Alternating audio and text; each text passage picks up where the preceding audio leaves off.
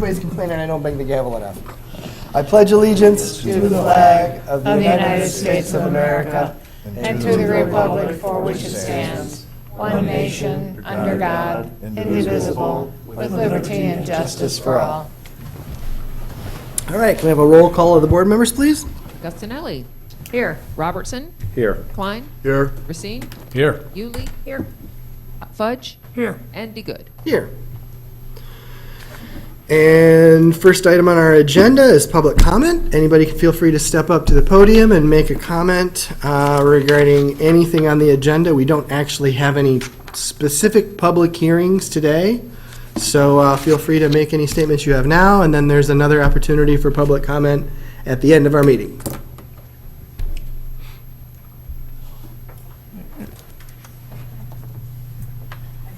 Yes, please. And state your name and address.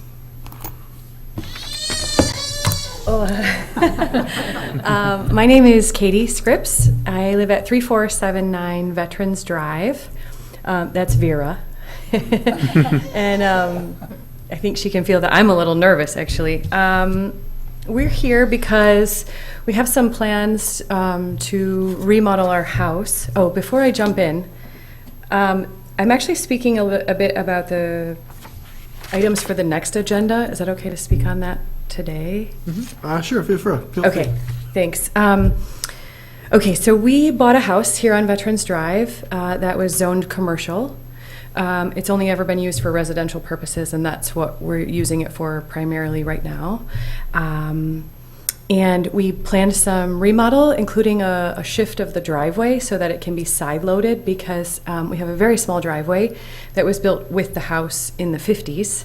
And so now we back out onto Veterans Drive, which is already nerve-wracking for myself and my husband, and then we're soon to have a teenager in driver's training.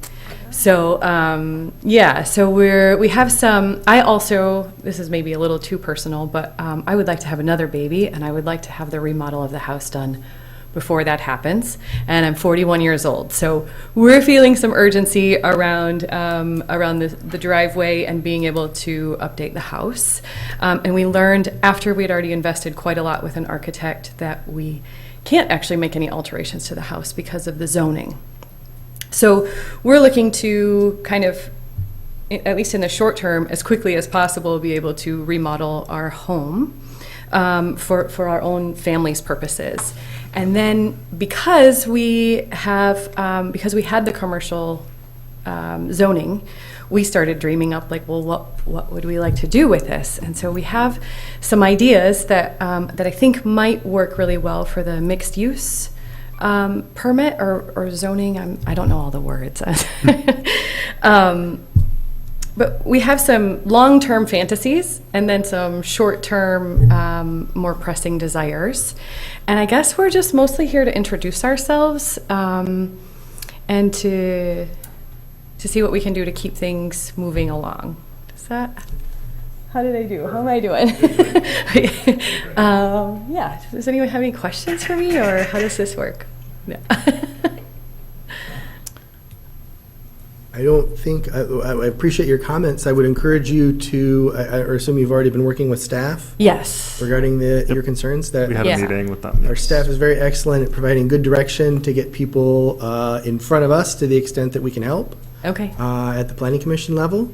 But thank you for your comment, and hope to see you again, or hope that you're able to make progress with what you'd like to accomplish. Okay, great. Thank you. Mm-hmm. Okay, so I'm going to do a quick follow-up. Here, I'll trade you. Okay. My name is Nels Velikat. I live at 3479 Veterans Drive. You may know me as the guy who stands out in his front yard with a baby. A lot of traffic along there. She loves anything that goes vroom vroom, especially the guy at Harbor Ridge on his motorcycle. Yeah, I guess the gist is we have spoken with staff and understand that there are options for us that might exist within this mixed-use district. Also understanding that there are immediate options for rezoning into splitting the property and things like that. So I guess just to give everybody here the sense that we really want to see our neighborhood here develop. specifically into a mixed-use type neighborhood with sidewalks and the attendant issues that would help the traffic that we have. And I'm not talking about the traffic that's driving.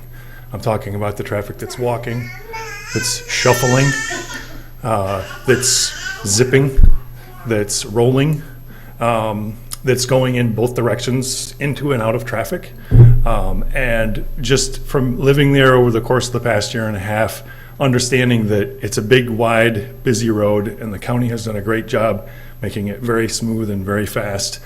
But also just sort of reiterating that there are a lot of people that live in this neighborhood here, a lot of residents, either the apartments or in the pocket neighborhoods on the other side, that would really benefit from sort of a redesign of that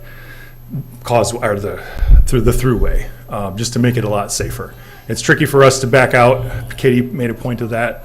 And I guess it's just to say that while we understand that there's a possibility for something larger, and we want to be a part of that, because we expect to be in this community for a long time and to be in this neighborhood for a long time, and we want to see it develop into a vibrant, community-centered neighborhood, that we may also need to go a different route before we get all the way around to a mixed-use designation, just because we do have some pressing matters at hand. So appreciate the opportunity to introduce ourselves and our growing family. So thank you for your time. Thanks, Nels. Yep. Anyone else who would like to make any public comment? All right, if there's no one else, we'll go ahead and move on to our review and approval of the agenda and any statements of any conflicts of interest anyone may have.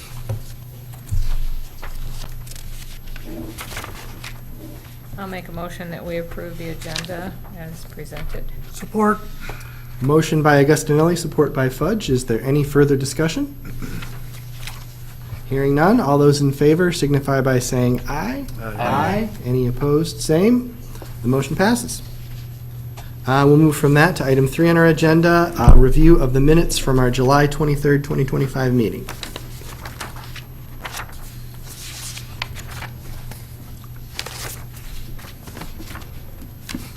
I'll make the motion to approve the minutes. Support. We had a motion by Fudge, support by, was that Klein or Robinson? I'm sorry. Klein. Klein, support by Klein. Is there any further discussion? All those in favor signify by saying aye.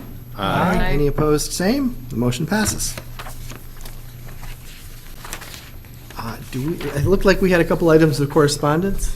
Any thoughts on those? On your desk, there's 5 emails that we received this week. 2 of them are related to the High Tops nightclub application, and 3 are related to the Creekside Apartments application.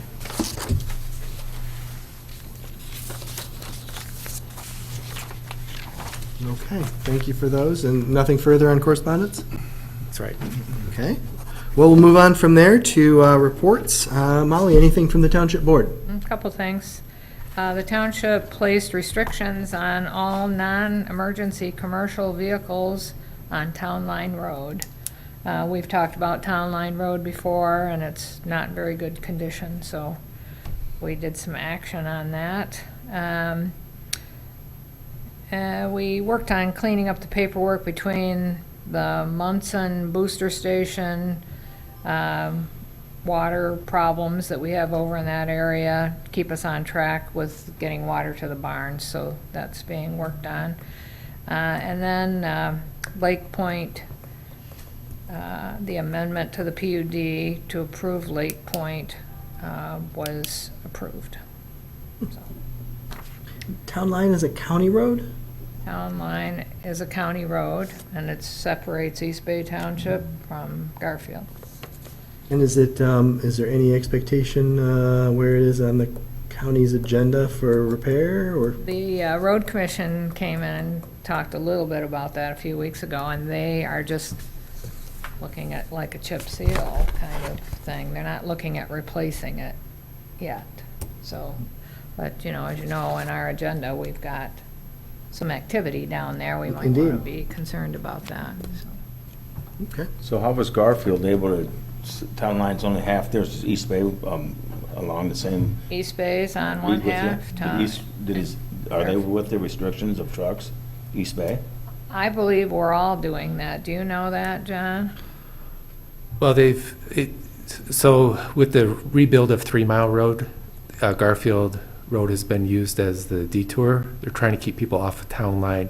They have done, about a week or so, they did an overlay on town line, and then they just recently did chip seal on top of it, with the idea that it's not widening or adding any shoulders or rebuild. They're just trying to patch it for the next few years here because they expect traffic on it. So they're trying to keep people off from using that as a detour, but it's now that they've kind of put the chip seal on it, people are using that until 3 Mile is going to be opened up, which, from my understanding, 3 Mile should be opened up. They've already started paving that.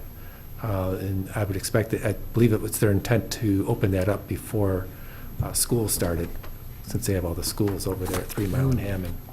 At the buses. Yes. Okay. Molly, thank you for that report. Let's see. Zoning Board of Appeals? No meeting. No meeting.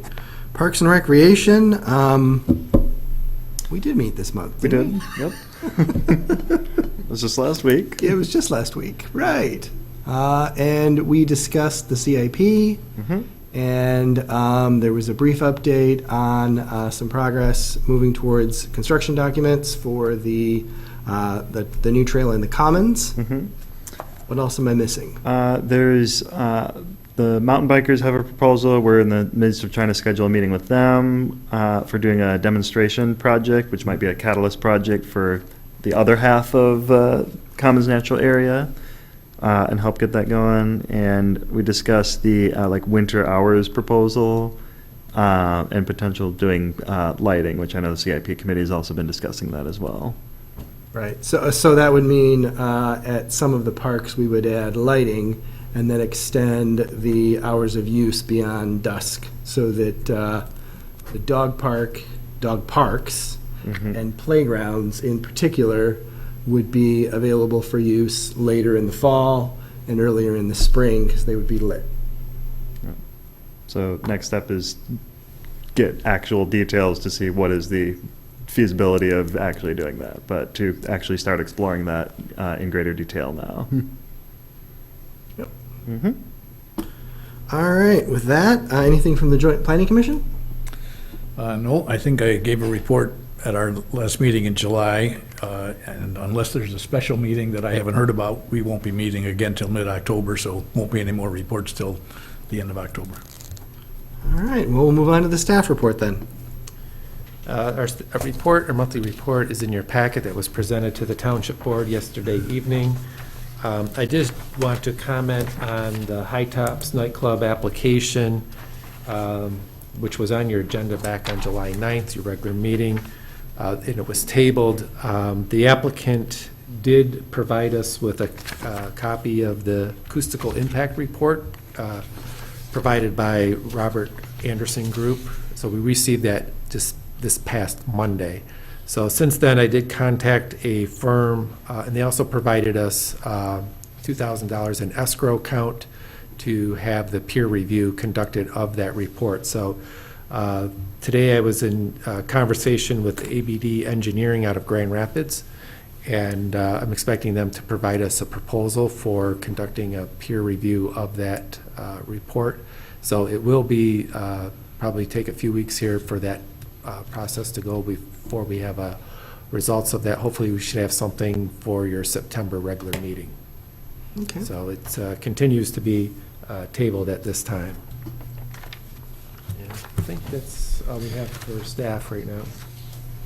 All right, well, with that, we'll move on to unfinished business and start off with item A, PD 2025-81, Macy's redevelopment, CP District Site Plan Review follow-up. So the applicant is here. We received revised site plan from the applicant regarding the reuse of the former Macy's department store to create 4 leased spaces. As you recall, there was discussion about a outlot for a restaurant. We expect that to still occur at some point here, but it's no longer being considered part of this review. So that was being done by another part of that application, and since it's not ready to be presented in its, just because that would be establishing a new building, new use on the site, and our standards for drive-through restaurants and so forth would have to apply. So that is, for the time being, is removed, so it's just looking strictly at the repurpose of the former Macy's store.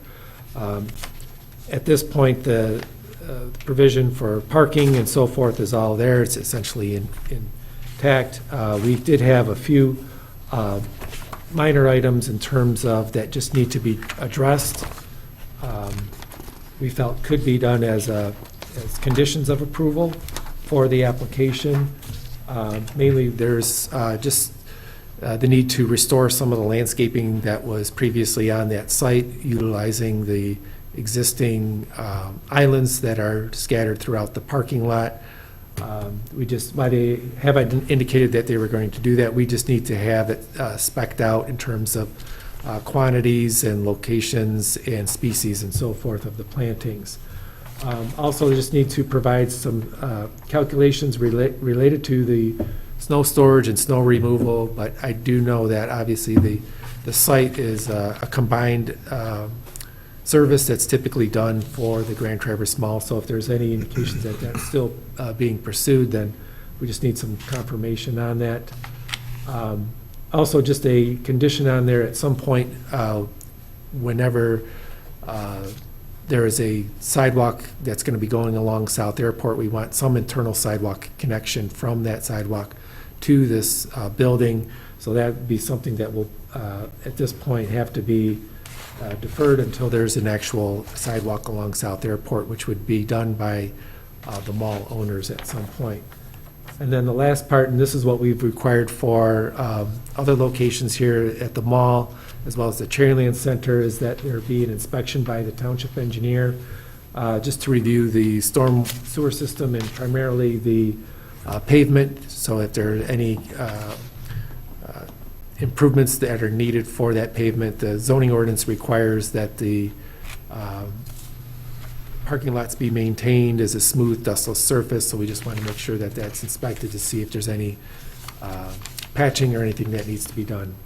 And then just the one item, it's not listed in there in the recommended action, but I would just mention that why they did provide information on the signs in there, and we've included those in there just because that's what the applicant has provided. The signs are typically done through development reviews. Those are done under separate application. So why they're provided there as information, they would be considered as a separate review application process. The application is made to the Township Zoning Administrator. I can cross that off my list of questions. Okay. I know I had mentioned the applicants here, and so if you have any questions. Molly? Yeah, just any update on the Lowe's connection with these folks? I know they're supportive of it, and we've heard from others that are very supportive. At this point, a few years ago, we had Gordy Frazier Associates, the township engineer, to look at developing an initial layout, and we've asked the township engineer to revisit that. It was kind of a straightforward drive between Lowe's and the mall. There's some obstacles in the way, including a cell tower and so forth, so we're asking them to revisit that. I know that talking with the township manager and the township supervisor, we're interested in moving that forward, and we figure that the township can at least offer engineered plans for that design. I think there's some some tweaks that are probably going to be needed for that. For instance, when you kind of just go north of the mall, there's retention basins both on the mall property and the Williams Chevrolet property. Those may need to be adjusted. So just trying to get something a little bit more fine-tuned at this juncture, but it's definitely something we want to move forward with. We feel that if we have some engineered plans already laid out, it'll be a way to really draw in and make sure all the property owners are on board.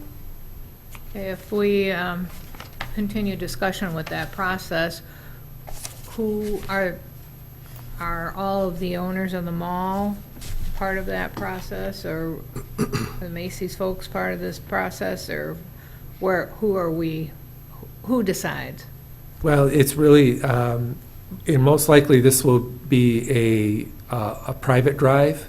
So while we're providing some design and layout of this, it will probably be a cost share for the various property owners. Lowe's is, as part of their PUD, when that was approved, is required to extend it to the southern edge of their property. But from there, that would be probably the remaining property owners would be contributing the cost to develop that roadway. We would just be providing the soft costs in terms of the design. And we've had Chick-fil-A has already said, Yes, they're definitely on board, particularly now with the addition of the hotel, which is operating now. They are definitely interested in would like to see this happen. So we're trying to at least provide that design, but I would expect that it would be either a private drive or a private road. love to see it. Thank you. John? You said we got a site plan on August 5th. Is that the one that's, I couldn't find a date on it, but there's a site plan attached in the packet. Is that the new one? Yes. Okay. Maybe it's got a date, but I can't, if it does, it's too fine for my eyes to see it. The revision date has it. Yeah, It's small print. It's yeah. small print, but it's there. Too small for me. Yeah, sorry about that. That was, that's when they removed the outlot from there. Another question about the sidewalk. You mentioned that they would have to do an internal walk out to the South Airport sidewalk when that gets done. And refresh my memory, what's the trigger for when there's going to be a South Airport Road sidewalk? Well, that's a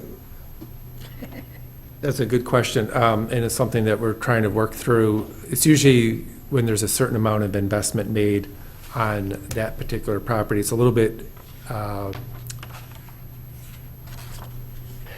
difficult because we're talking about the property that, at least up to our most recent knowledge, is owned by Brookfield Properties in terms of the mall. So it's not necessarily this property, but it's adjacent to it. So it's something that we've had partly done. Where Pet Supplies Plus went in there. We did have Brookfield paid for that portion of the sidewalk. So it's just really trying to, where they have that additional investment being made, so where it meets where the zoning ordinance requires that to be installed. So we haven't had any projects here that have kicked in that have required that. So it could be long-term. Hopefully not. Hopefully there's investment made on that parcel and that we can get that sooner than later. John, do you feel there's adequate leverage in place that would compel the sidewalk to be constructed? Not the one along South Airport, The but the internal? connector, the internal sidewalk. Yeah, we've done this before. We've just made a condition and as long as they're aware of it and we make them aware of it, that it's a deferred cost at some point here that will be done. And quite frankly, is the scale of these projects, the sidewalks, why it sounds like a lot is, cost-wise, it's pretty nominal. I agree. Okay. So what property or what building would need to be updated for the sidewalk to trigger the sidewalk going along South Airport? Just, it'd be south of that Macy's building, so along there where that narrow little strip of property is that's blue, that's really owned by the mall, what building would trigger that? Anything within that blue. So they would have to, even though that's such a narrow little strip, anything in that blue area, they'd have to go all the way along the South Airport Road. Right, and that's why we're trying to work, to date, we've been trying to work whoever has been, it's historically has been Brookfield Properties, but that's who we've been trying to work with to add in that sidewalk. Or if it has been sold now, whoever has bought it is the one we'd like to work with. Yeah, But if they did come back and apply for a building in the outlot, that still would not trigger it either. If Macy's or the former Macy's, the one we're dealing with today, if they come back and apply for a or a site plan, what do we call it, application for a outlot building, that still does not trigger it. I don't believe so, just because we're dealing with the Macy's property as a separate parcel unto itself. And while it's close proximity physically, it's still not in that property. And the way the ordinance is designed is based on property changes. Okay. It's just a consequence of how this one was divided back in its day. It's almost like they did it like a site condo, but not quite the same thing, but like used a building and a chunk of the parking lot, but kept all of the outer drive as like common areas. Same thing like when the Starbucks building went in, they have some internal sidewalk, but there's nothing out at the South Airport because that's still the mall at that point. But Pet Supplies Plus actually did have frontage, so they did do the sidewalk along South Airport. Just one last question. You've got a recommended potential motion, but you also mentioned that the signs would be addressed elsewhere, even though there's mention of the signs in some of their materials. So in the recommended action, do we need to say something more than it says so far? Add something specific about signs? Yeah, actually have You drafted one? here. Yeah. We drafted this because we realized this after the report went out, but we just basically says, any proposed signs in the site plan are not approved nor part of this review. All signs require a separate sign application. Good. So that would be item number 5. Correct, yep, Steve's writing it out right now. Any further concerns or comments? The applicant's also here if we have any questions for the applicant.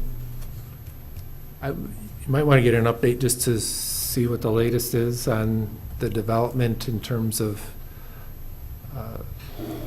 tenants and maybe the outlot. Sure. Good evening, Daniel Stern, Lormac Stern. One piece of good news, although we can't say the name, but we have a sign lease with what we'll call it a national gourmet grocery store, which is, I think, excellent news for not just this building, but just for the entire area. So that will be the catalyst for the rest of the building. We've got several tenants, similar tenants that I mentioned last time. A national bookstore is still looking, a national outdoor store, and then a national upscale shoe store, and one other possibility. None of those are executed. We are battling a little bit with the mall and the direction that the mall is going. It's publicly for sale. As I mentioned, a lot of these malls, when they get bought by the wrong people, they go in the wrong direction, and so we're really trying to give confidence. This is kind of a separate development, that if the mall, we all are going to do what we can to have the mall not go in the wrong direction, but we're at the corner, between the corner and us, this property can be very viable regardless of how the mall is doing. The outlet still is going forward. We've got a user for that. It's I'll call it a national Mexican upscale. It's not fast food and it's not sit down. It's a QSR, so quick service restaurant. The reason another reason that was put on hold is they love the area so much. They're changing their criteria and their prototype. And they've got a new prototype which this will be one of the first new buildings that they put out, and architecturally and everything else, it'll be kind of their newest, greatest thing. And their buildings already look very in tune with the Traverse City area. So we're excited about it, but unfortunately the new elevations were not complete. So that was done separate. The only other update I heard is the JCPenney building, which is also separate, and I know this is so confusing, but that JCPenney's for right now is going to stay open.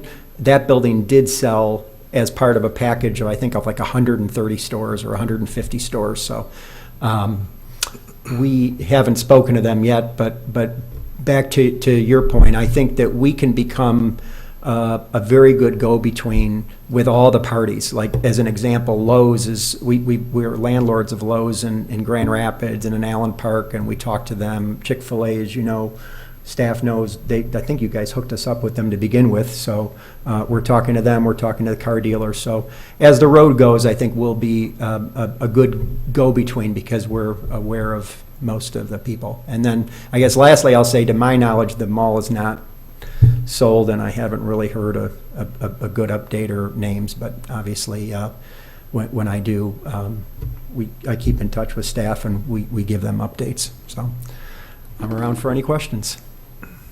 John? As long as you're there, Mr. Stern, I think staff had mentioned about the snow plowing and whether you're going to do your own or whether it's going to be part and parcel of the mall. Do you know the answer to that question yet? So right now, the mall provides it for everybody, including the pennies and us. We have the ability under the agreement to take it over if they're not doing a good job or the costs are high.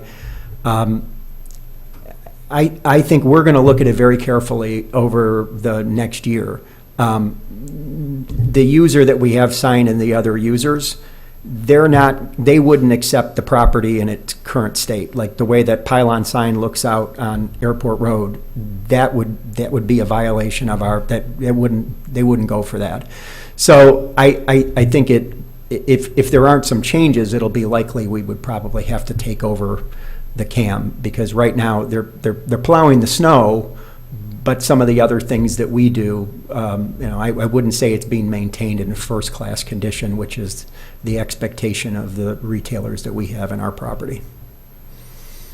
Is our regulations regarding hours of operation of snowplows, is that township-wide, or did we have something imposed specifically on that property? I know typically we've got some hour restrictions, so you can't be plowing snow at 1 a.m, but I don't know if those regulations are site-specific, township-wide, or what?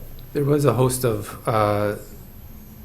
requirements specific to the Grand Traverse Mall when it was established, and I think most of them are all intact, so I'd have to look at So that. they'd be subject to those, I'm sure. Sure, sure. Right. Thanks. Thank you. Thanks. Any more thoughts? I'd be ready to make the motion Okay.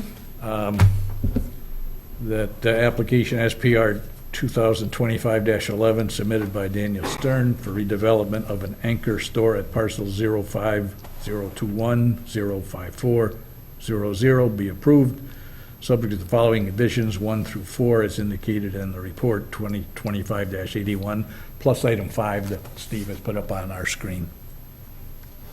Support. All right, we have a motion by Racine with support by Augustinelli. Is there any further discussion? Hearing none, all those in favor signify by saying aye. Aye. Any opposed, same. The motion passes.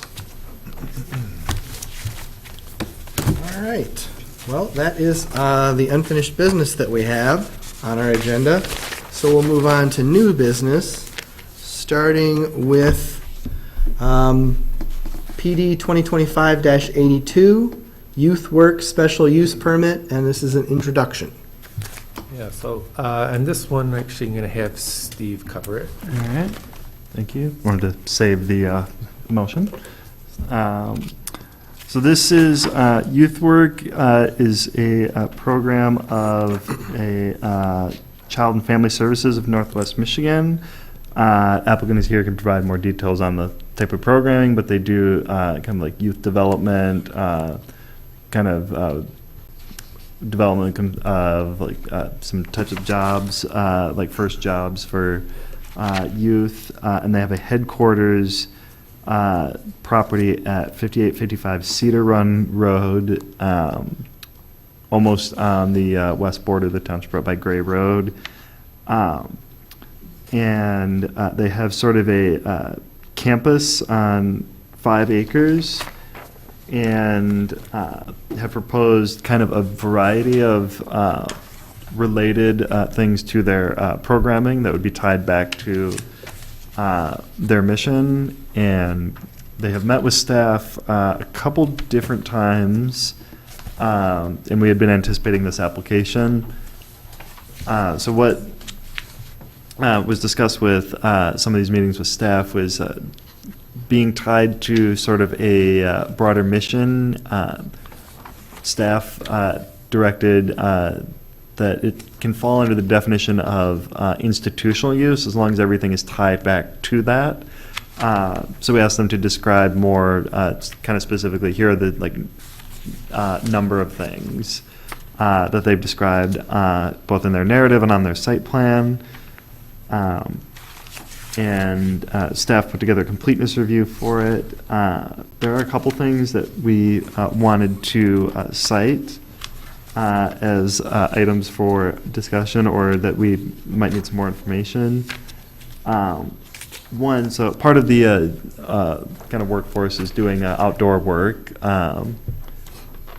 They do have some storage sheds for flammable materials and herbicides. There is a section in the ordinance that talks about something that's related to hazardous materials, specifically how it impacts groundwater. So if it's just so it's stored, so it's not being rinsed off, seeping into the groundwater, contaminating other things. They indicated they have some storage containers for that. They're also within the shed, but just to kind of verify more details on what that specifically is, that's a little bit more something we don't deal with every day. So just wanting to know if there's any kind of permitting from that. And then we just had a couple other small things. There is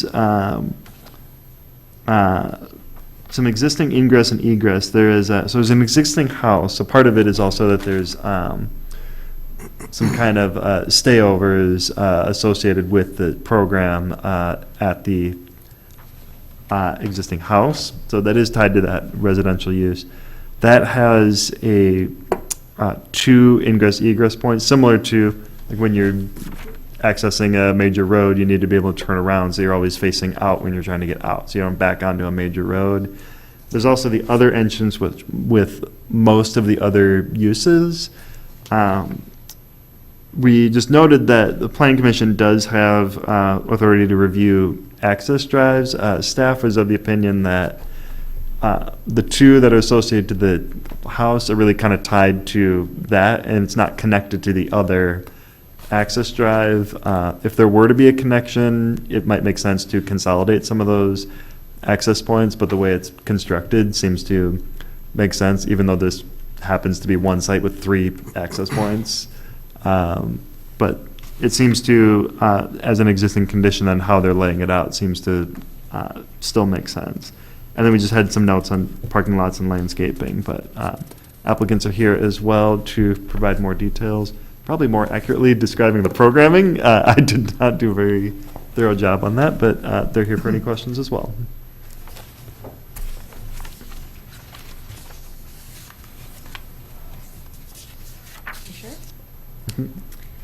Hi, I'm Ashley Ayala. I am the director of the Youth Work Program, Conservation Corps.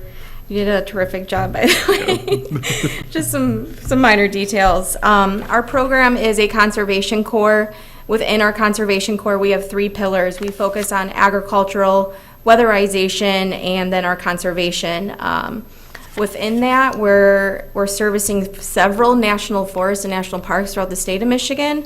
We also work very closely with NEMCA with our weatherization program, which is providing high efficiency energy in low-income homes. And then our agricultural program within youth work is our goats. We do have a herd of 15 goats.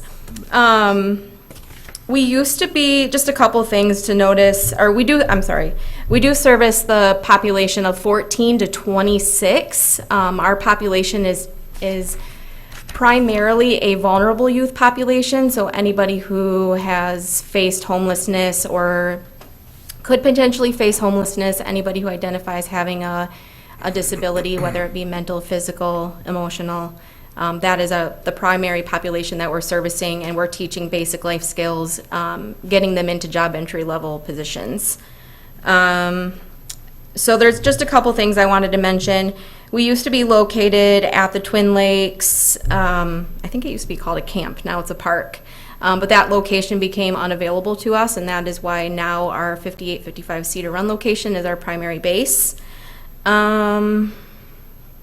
As far as the future plans of youth work, we do primarily run seasonally. So our summertime is our hot time, and it's usually end of May to mid-August. So we're about to end our season right now. We do have a higher amount of people or youth coming into our property at the May and through August timeframes. Those primary times are 7 a.m. to 5 p.m. The one of the locations or the driveways that you were talking about, Steve, that is a primary use for pulling in and pulling out for our trailers. But those are usually only at the very beginning of the week and the very end of the week. So I just wanted to touch base on that. We do currently have 4 full-time staff, including myself, our deputy. He just got that title, so. And then our HR coordinator, and then Sean, who is the primary resident of the home. And then we also have anywhere from 12 to 20 seasonal workers that will be at the property in that prime times. Am I missing anything? Okay, I'm gonna pass it over to Sarah. Sarah Keever, Northview 22, agent for Child and Family Services and youth work. Just wanted to go over quickly the actual site plan that is in front of you. Just to tell you a little bit more, we heard about what the program is and their programming, but just want to go over the details that are on your plan. This is a 5-acre parcel located on Cedar Run Road. If you're familiar with the area, I believe it's Westbrook is to the east, and Charter Spectrum, their utility building, is located to the west of this site. This had been a private residence up until a few years ago, and since then they have been able to, this program has been able to acquire the entire 5 acres along with the residents with that home there on the property and several outbuildings. And so with that opportunity to relocate to this facility, there has already been in place structures for them to use. It was something that fit what they had already going on, and it's something that a need that they had was able to be accomplished. So there is the home that is there on the property is being utilized by up to 4 residents that would be living there up to seasonal or year-round. There are, like I said, a couple outbuildings already on that property. They are going to be reused. Those outbuildings will be used for storage. They will be used for farm activities, agricultural activities, things that they had been used for in the past. And also, in addition, there will be approximately a 1,500 square foot addition to one of the existing outbuildings to expand for their offices, for their full-time staff, and again, to continue some of their institutional and educational programs, small workshops, and instructional sessions. And because of the need for what they do, so again, Ashley touched on the seasonal use of this. These crews, these individuals come maybe say at the beginning of the week, the trailers, the equipment, the things that have been stored there at the property. They pick those up, they exit the site, they go to a remote location wherever it is for maybe a week, maybe several weeks, or maybe even several months, and then they return, and that site would be the storage site for trailers and some of the maintenance equipment that they have on there. So you will see a parking lot for visitors, for staff there in the front, and then in the rear would be a trailer parking lot, storage for those trailers that would be there seasonally, but also in the off-season time. And the rest of the use of the property, the development is, I call it development, but really the use is primarily, it's focused on Cedar Run Road. The remainder of the property is agricultural and open use. Low impact, very minimal use, and the most impact would be goats. There will be, as needed for goats, I am learning, there will be a shed and an enclosure for them, but the rest of that property remains as is. It's buffered, it creates a buffer to the surrounding areas, and really does create the impact, what I call the impact area, just staying close to Cedar Run Road. Again, Charter Spectrum is located to their west, and they have a significant tree border, vegetation border between this property. In addition to, one other thing to touch on, if you look at the site plan, there also is plans for garden area, garden, nursery, vegetation, those items to be grown there and maybe even possibly transplanted on one of the job sites that they do. So this would be a wildflower garden area and then a greenhouse on that. So that sums up really the property, how it is today, what is proposed, how it would be used in the near future. And again, any of those items that Mr. Hannon brought up in our review, I believe we can work with staff on those. I don't see any issues and we can resolve. So if you have any questions, Ashley and I are here to hopefully be able to answer those. Thank you. Thank you. Any questions, Molly? Sure. In some of the discussion, we talked about storage of chemicals, pesticides and herbicides and whatever it is. Is that just for this 5-acre piece, or are you storing chemicals for the crews that are going to go out and do other things? How big of a chemical storage are we talking about here? Yeah, they will fit in a small hazard locker. So they're usually typically about 6 feet tall, a couple feet wide, and then a few feet deep, and that's what they would be stored in. Okay, it's just like bags of things that you're going to use on this site or other? So it's technically our herbicides, which we utilize for autumn olive removal or native or invasive species removal, and then gasoline for our chainsaws, our gas-powered tools, basically. Okay. All right, then, so you're saying that there's going to be 12 to 20 people that'll be working on the site, and you could have up to 4 people staying there, living there, like for housing. Yeah. So some of the staff that we hire for our seasonal work, they may have a job that they are assigned to in the northern Michigan somewhere, but they may be from the Detroit area. Or our Baldwin crews, it's not a very big drive, it's a couple hours, but if we have a longer assigned job, they may be required. It is not necessarily built for that, but we have the opportunity to offer housing if necessary. So you're just staying overnight for Yeah. a few days Yeah. and then moving on? No long-term housing. Okay, and you'll just have the one person living on site? Yes. Okay, thank you. So for clarity, actually, you could have 5 transient residents, or you have 5 transient beds or rooms. Is there a host? Sean is our host. So he's our weatherization, he's our construction manager. He stays at the property and he lives at the property currently. Okay, so there'll be one person living there full-time Yes. and up to 4 additional people or transient beds for Yep. staff. Exactly. Okay, so a total of 5 people could be living there at any one time. Like most likely in our high seasonal time, which is that May to August. Thank you. John? And along those same lines, so Sean would in effect be able to supervise these younger folks if they're staying overnight at the place? Yes. A couple other questions that I had, some of the same concerns about herbicides and stuff, but I guess I hope you've seen the report or you will, but there's an ordinance, you'll have to comply with that, obviously. Yes. Correct. The ingress and egress, it's probably not the end of the world one way or the other, but in general, any way we can pare down the amount of entries onto or off of a road to some private property, we love to try to do that. If there's any way at some point that you could cut it down from 3 to 2 or to 1, that'd be wonderful. Again, it's probably not a condition at this stage, but It would be a wonderful goal if it could be achieved.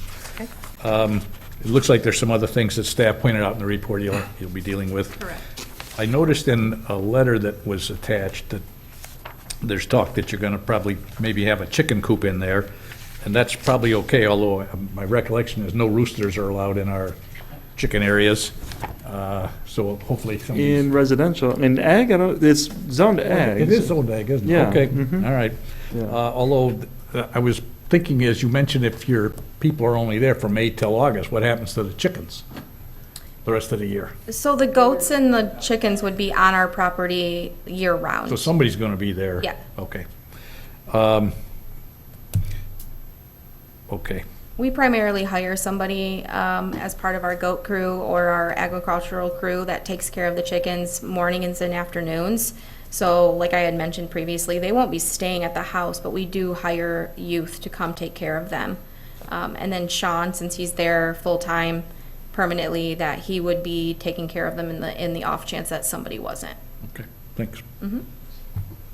Joe? On the pesticide use, are you licensed with the state with either a private or a commercial pesticide license? We're working on our commercial license right now. Commercial, okay. We're only a couple weeks away And that's going to be from with the receiving Department it. of Agriculture? Mhm. Yes. Okay. Any other questions? We have one more. Yeah, sure, Molly. Just curious about this. Are you going to make cheese, or what are you going to do with all those goats? I would love to. Right now, they're primarily hired, yes, they are hired to eat invasive species. So like, for example, Peninsula yeah. Township just hired them for a month to remove spotted knapweed, autumn olive, and poison ivy. So right now, they're primarily hired for grazing. Do you move them around to different sites? Yeah. Oh, my. I've actually heard about the goats getting hired out in Peninsula. Yeah. They're actually coordinating a picnic day with the goats, if I recall correctly. Goat tea. That's right, goat tea, yes. Where people can come out and watch the goats eat and have some tea and perhaps crumpets, I don't know. It's really beneficial for everybody's mental health. It's just amazing to be able to watch them graze. So that's quite exciting. Yeah. And actually, I was going to ask about the goats and the noise, but it's agriculturally zoned. So if they're talkative goats, it's ag, and it's an ag use. Same with the chickens, really. So I did have one question. I noticed that the existing maintenance building appears to encroach on the side yard setback. Yeah, And it if also we- said existing maintenance, the one above it says existing building relocated. So is that maintenance building being moved, or is it a different building? There's actually a building underneath that is being relocated, so that what we're talking about that does encroach, that is remaining. Okay, in so that this place. one, but no change to that building, this one's just sort of appending to the end of it? Yes, and I believe there's a structure underneath that Oh, it's orange. this little, Yes, this one? that is being Okay. relocated. All the notes are highlighting now that I'm doing that, but, Yes. Okay, but otherwise, all right, so that's an existing building, and that one will remain as is? Yes. This one down here, okay, Yes. All right. Correct. okay. And we don't have any, I didn't think we'd have any concerns, but I saw it, so I thought If I'd it ask. were being expanded, like, you couldn't be expanded into the setback further, but as long as it's there, as long as it's no increase in nonconformity, then it can remain as an existing nonconforming building. And then I just had, on the same note John did, I sure would like to see the eastern, or rather, yes, the easternmost leg of the looped driveway. Did you indicate that your trailers actually pull into there and they need that loop? Or, So we're talking about the Residential. circle driveway. No, I believe that is just solely for the residents, that the trailer usage is kept at the other location. All over here, yeah. So it would just remain as it had been used in the past. okay. And then, I guess 5 cars would be parked there potentially with folks who are spending the night? So there is a there's a garage Okay. on that property, and which would be able to be utilized, I believe, for some of the cars, and then they do have some driveway storage, but they do have the other remote, lot. I'm going to call it remote parking lot available for Remote, them. right. Like 150 feet away. Yeah. Yeah. I'm sure the, most of those staff people walk much further to do their work. Much further than I 13 would. miles. Yeah. Well, I agree with John. I would love to see that little legged driveway, but I'm not compelled to ask you to do it as part of the approval. It's something we can discuss and give you an update. Okay. John? Chris, I had one other question. I can't find it in here now, but I remember reading that I think it mentioned there was a couple of existing lights, and there wasn't any plan to do anything about those. I drove by the light in front of the house. It looks like it's probably been there a long time. It's an exposed kind of light. I would think our ordinance that requires shielding, would that not get triggered when somebody's going to do something? That's a piece of cake to put a shield around that light, but we don't like things going sideways. We want the light to just go down. I only saw the one. If there's a light on the barn, I didn't even see it. It was by the house. I'd say if there's an existing light fixture that is not in conformance with the ordinance, you can bring it into compliance. Yeah, But so I think even though there's no proposal to change, we'd probably have to require that be changed because we want Yeah. the light to go down and not disperse. And so Noted. That's whether good. that's one or two lights, I don't know. I Okay, haven't seen we'll it. confirm. That was one located on the home. A minor thing, but Yeah. ought to get done. Something that you noticed, yeah. I think I would add to that, any lighting, existing, or it should all be retrofitted as necessary to conform to the dark sky ordinance. Mhm. Anything else? If not, would anybody like to make the motion?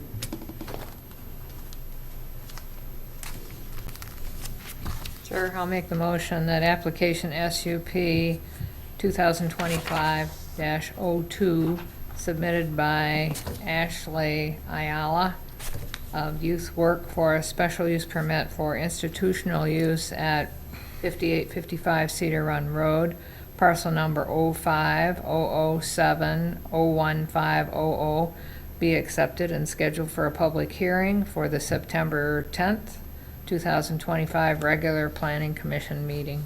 Support. All right, we have a motion by Augustinelli, support by Robertson. Is there any further discussion?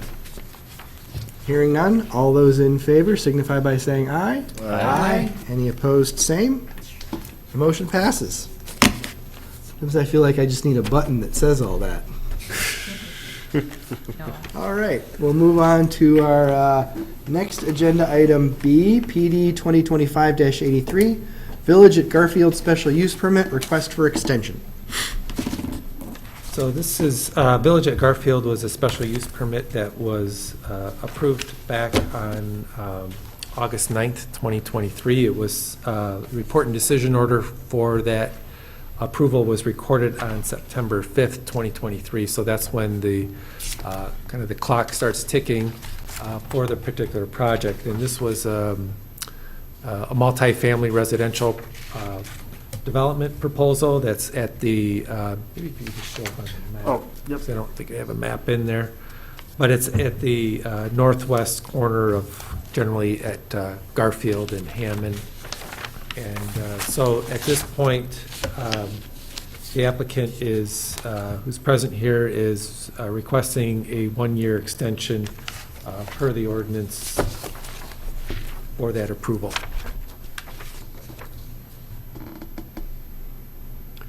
And John?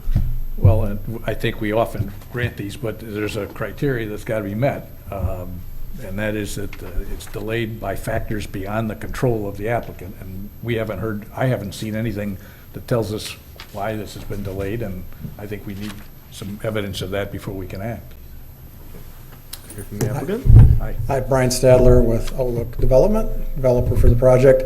Yeah, the delay has been basically due to interest rates and cost issues that have forced us to redo the pro forma and redo financing and things like that. And that's been the reason for the delay, and then working with MISTA back and forth to get those cost increases dealt with to make the development feasible. So. Maybe you could, Brian, explain your relationship with MISTA and and how this project's being funded and the targeted residents that would be here. Yeah, so we have two different sources of funding through MISTA. We have a MISTA direct loan and MISTA home loan, which is a substantial part of the financing for the project. So that's, and then we also have federal tax credits. That is another funding source, and then our own capital that goes into the project. So those are the primary funding sources. So it's just a matter of finding the balance of those sources with the increased cost. And the other thing other costs that have increased is operational costs. And as operational costs increase, that affects the amount of debt you can service for the property. So all those things are what's getting worked through. So the primary service of the tenants here is mostly, I think it's 60 and 50% average median income. So it's affordable from that standpoint, and that's the limitation so it is affordable in that sense. Yeah, I'm just looking to make sure that we can dot our i's and cross our t's Yep. on those factors. So Yeah. is it true that you can't get the MISTA housing financing yet because of all these other variables? You don't have that? Well, the cost increases and the variances that have occurred in the operational expenses have to be worked through with MISTA in order to get the loan amount from them settled. And so that's the thing we work back and forth on, and Okay. unfortunately, it takes quite a bit of time to go back I and get it. forth. So it's not and just back the and developer, forth. it's the developer working with people over whom you don't have control, namely Right, MISTA, right. that this didn't get done yet. Yeah, so I may answer a question, but then it might take 2 months to get an answer, and you keep going like that, and then you end up where we're at. Anyone else? I don't know if staff has discussed this with you, but we've had another recent project that underwent similar problems with MISTA, and then also faced a cutoff to get to reach a certain achieve a certain level of construction in order to open up other portions of their project, which precipitated us taking a relook at our ordinance and making sure that we clarified the language in the ordinance. So we can give you a year extension if this body chooses, but I just want to make sure that you're clear that by September of next year, you have to achieve substantial construction, which means that site work must progress beyond grading and completion of structural foundations, and construction must be occurring above grade. If that's not happening on, is it September 5th? We don't have any power to offer you any extension. If you have sewer in the ground, parking lots, but no walls, your special use permit disappears. Understood. Okay. I'm comfortable with that. Anyone want to make a motion? I just have a clarified Oh, go ahead. question related. So kind of going down that same line of thinking, if this special use permit expires, would they be eligible to reapply? That's a question for staff. And then on your end, if your special use permit expires, does that prevent you from being able to initiate that loan with MISTA? No, it would just, I think it would fit within the timeline of getting the MISTA approval that we're currently in. It would not stop the project from happening. We just have to reapply. Yeah, and they can reapply. The only time they can't reapply is if the project was denied, and then they have to wait a year to reapply. But if it expired on September 5th, 2026, and nothing was happening there, they could make an application again. John, could you reapply prior to the expiration? I wouldn't think so, because there's an active permit there. I mean, the ordinance really doesn't speak to that, but I would think that it's fairly black and white, so it doesn't have envisions. So regardless, you'd have a, yeah, if you needed, Right. if you didn't have walls up before that date, Mhm. you would have a gap where construction would have to stop. Just looking at the nuances of what we, That's where I'm going with Yeah. it, is Right. they're about to burn, if the letter says you're looking at hopefully 6 to 8 months pending MISTA, so, and this is, if this group decides we approve it, then we approve it, but potentially he's looking at already being on a timeline where he's down to 4 months to get the walls vertical. right. Right.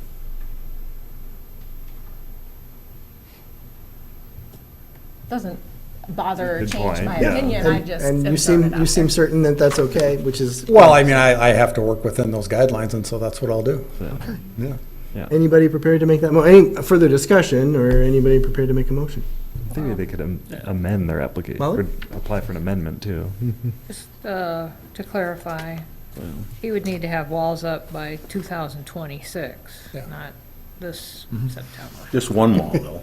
Yes. Just a one wall, so he could vertical. just go out there on his own and put a wall up, and he'd be all set. I'll make the motion. He knows how to do it. Got my tools in the car. Right. I'll make the motion that application SUP 2023-03 submitted by Brian Stadler for a special use permit for multiple family dwelling at parcel 05, 023, 042, 01 be granted a one-year extension until September 5th of 2026 to establish the use on site.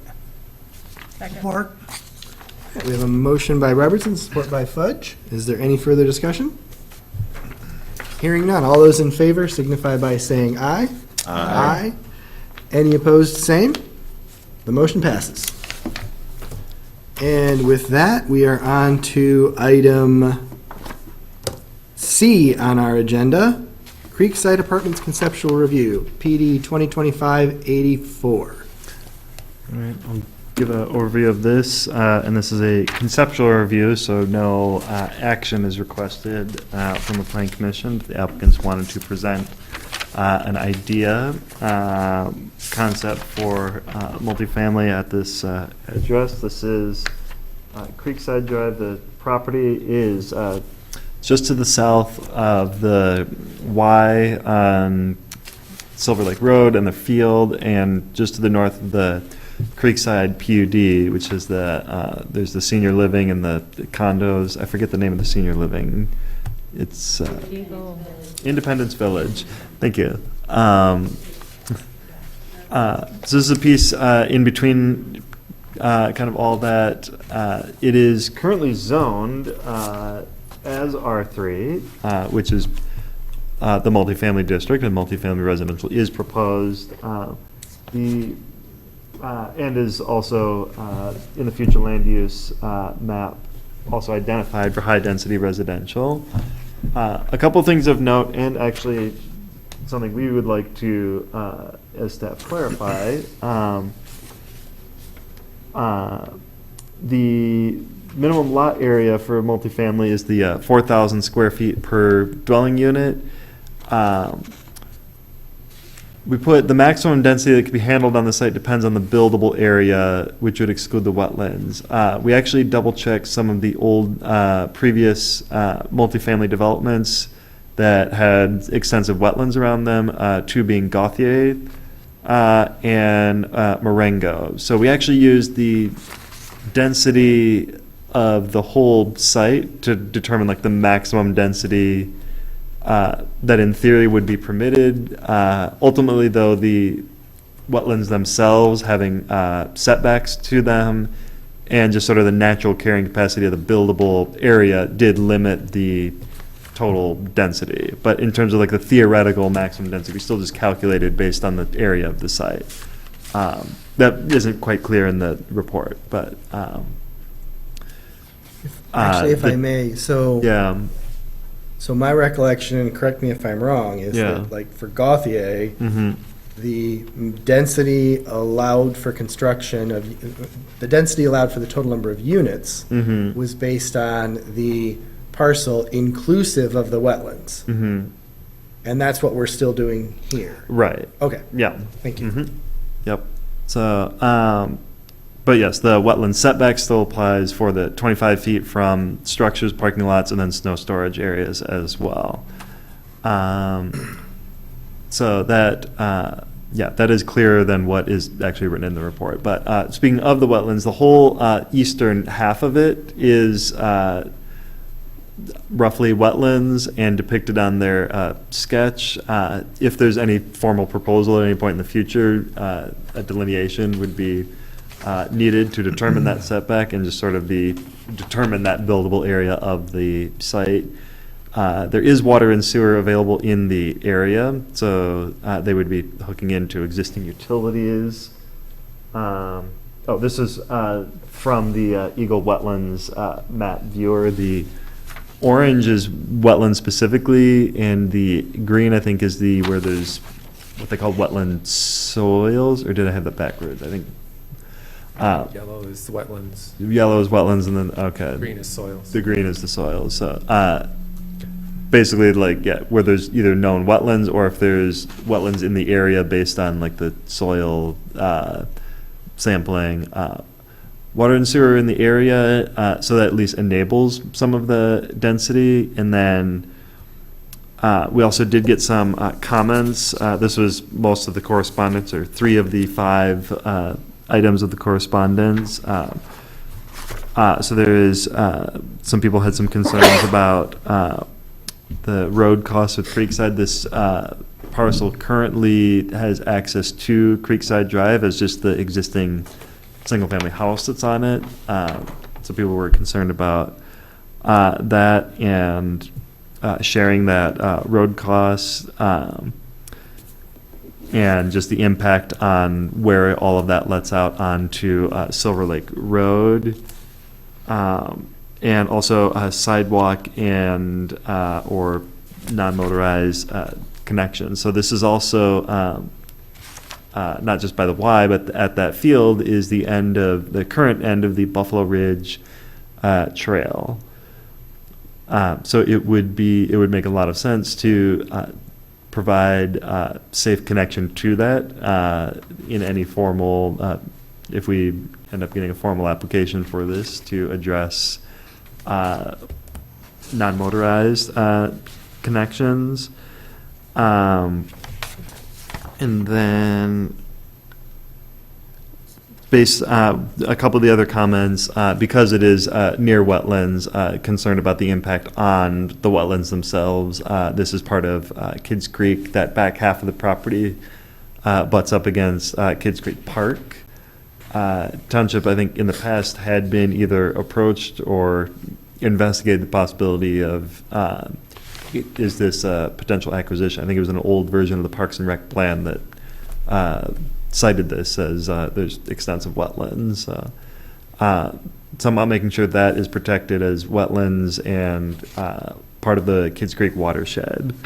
One of those comments coming from the Watershed Center, this time in the form of an email.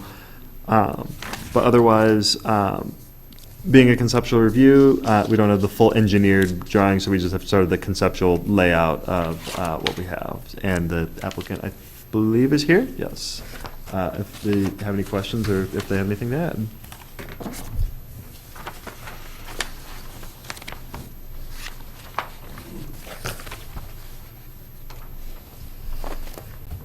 Good evening. My name is Kevin Einfeld from BDR Builders. I'm working with Pete Faber on this project. We're based out of Grand Rapids, Michigan, Grand Rapids Township. So been in front of a lot of planning commissions. This is the first to have goats and chickens discussions. So Yeah. Welcome to the north. Welcome to Northern Michigan. Yeah, it's a good discussion too. Oh, yeah.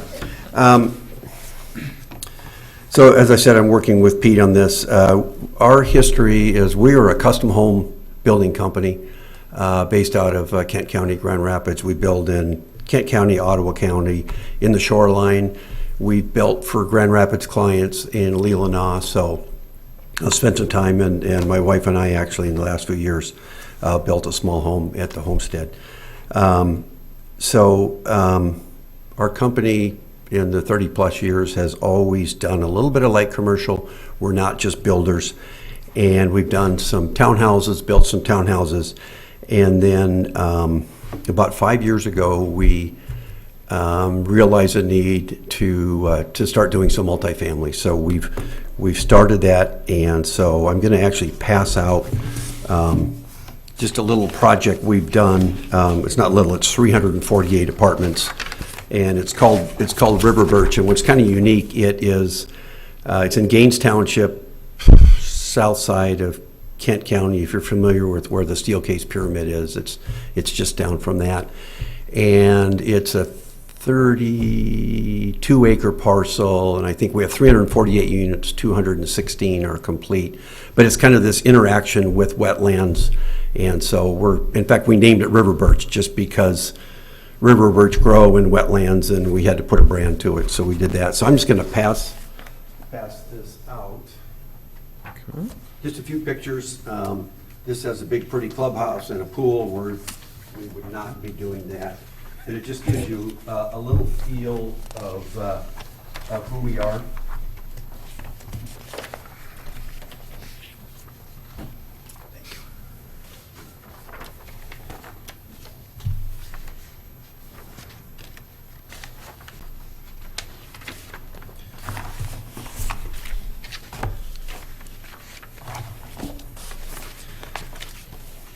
So we're here today to talk about market rate housing is what we're planning.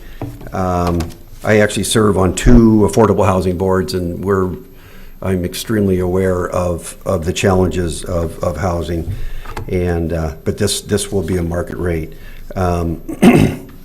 And our company, as a custom home builders, one of our core values is design passion. So if you look at these pictures, you can see we put a lot of energy into good design. Sometimes it just doesn't cost any more. It's the right colors, and just doing a few things to really make it good. And just recently, we won a couple of national awards. It's called Ball of Best in America Living, where it's competition around the whole United States.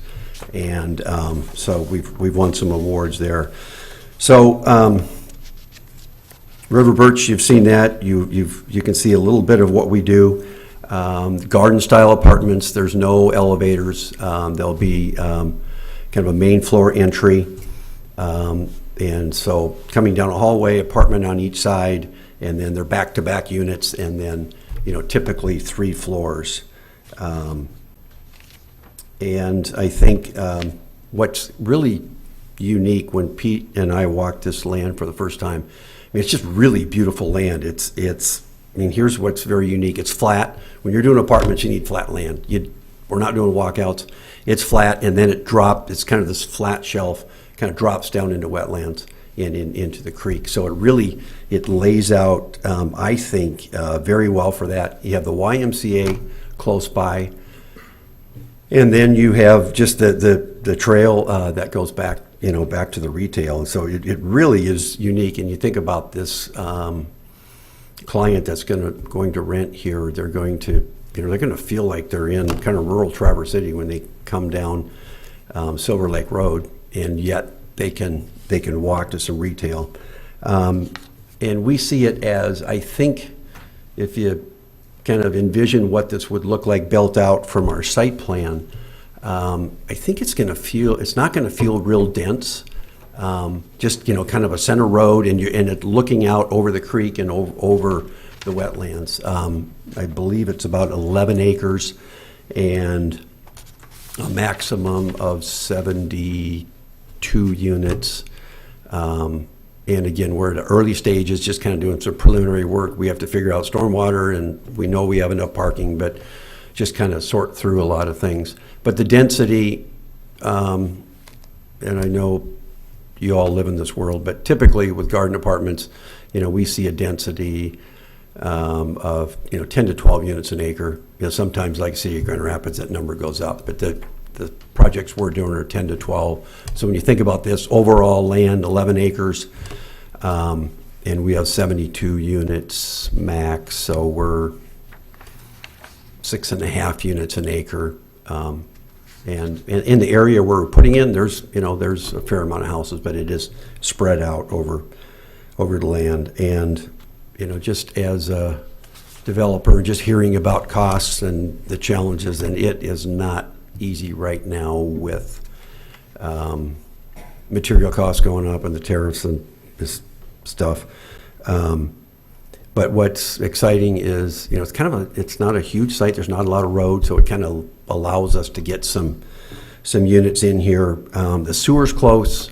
Water's there, sewer's there, and it's really a chance for this township to serve the community with 72 apartments that will serve the community. So just appreciate you taking the time just to get initial thoughts. We find these can be very productive and get initial thoughts before we pull the engineer in and start drawing. So here for questions. John? I don't know whether the applicant has seen the correspondence that came in. Do you know if they've seen the correspondence that came in this last week or so? We just got some of them yesterday and Yeah, today, so we can forward that. Yeah. And John did mention that. And, our company is a little unique. I think sometimes, we'll build 15 houses a year and a couple hundred apartments. And so we're actually soon to be starting a residence inn in Grand Haven, Michigan. So we understand soil erosion is a thing, and if most commercial builders really do a good job, a lot of times residential just build stuff and you get an inch of rain in an hour and it silts out the wetlands and the creek, but we take that very seriously.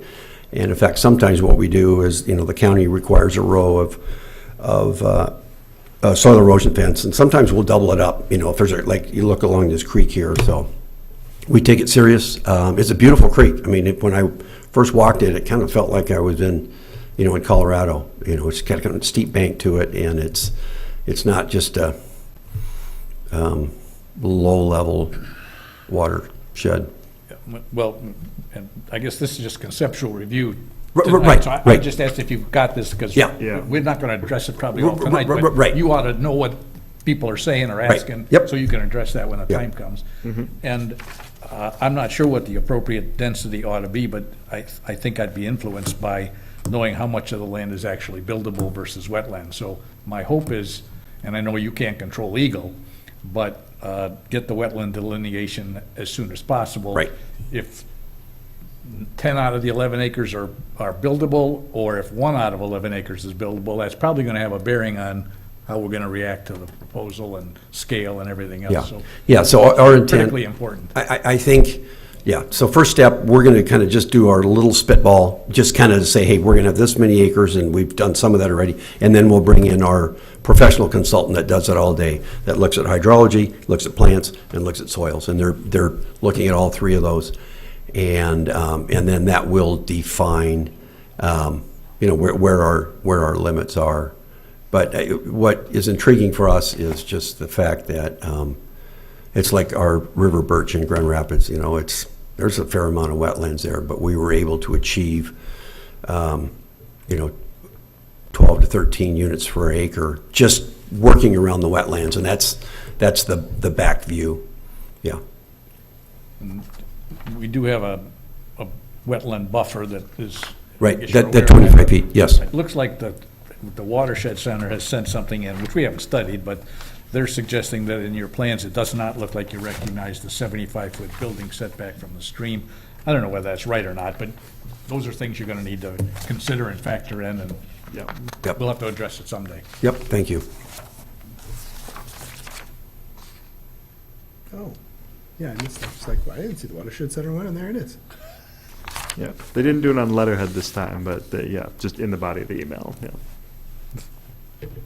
Because I was actually going to bring up, you'll probably be hearing from the Watershed Center, and they'll have some good things to say, given that they've made some very substantial investments in making water quality improvements just for stormwater runoff at existing projects and institutions throughout that Kitts Creek watershed, and I'm sure they'll take a great deal of interest in your project and its impact on the watershed. Yep, okay. Yeah. They partnered with Meyer, which they had the signs up for a while. I don't know if they're still there, but on when Meyer redid theirs, doing some improvements over there.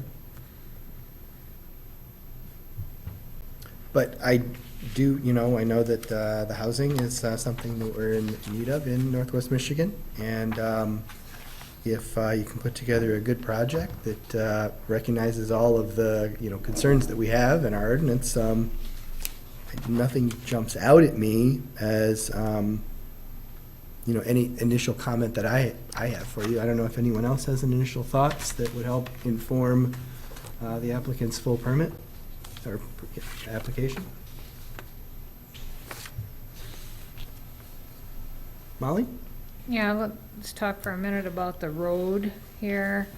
It's a private road, but there is access, the property owner has access onto that road, correct? Yeah, I would imagine one of our next steps is just to do more of a title search and see if there's a private, a shared agreement on that, and, we'll fly under that agreement, whatever that is. And that road accesses quite a bit of population in the back. That's correct. And there would just be a short distance there, but there may need to be some kind of an agreement in place to maintain or widen or whatever needs to happen to that. Yep. Yeah, completely understood.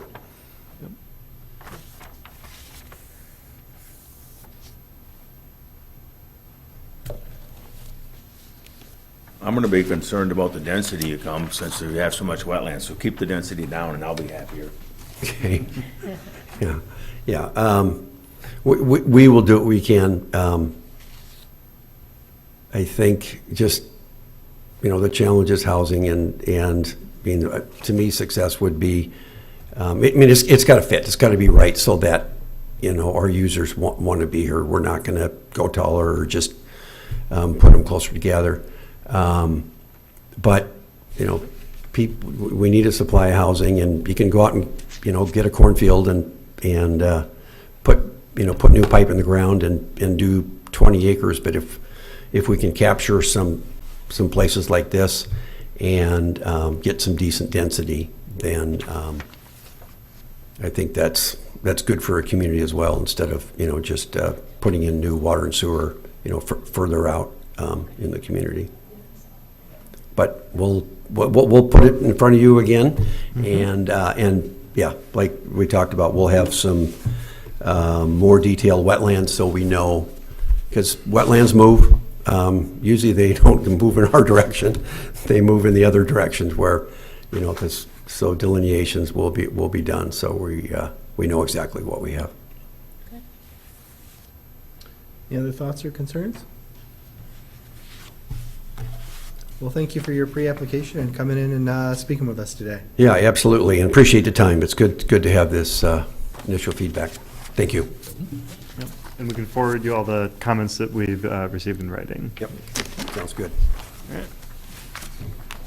All right, next on the agenda, item D under new business, PD 2025-85, 931 Dual Road, conceptual review.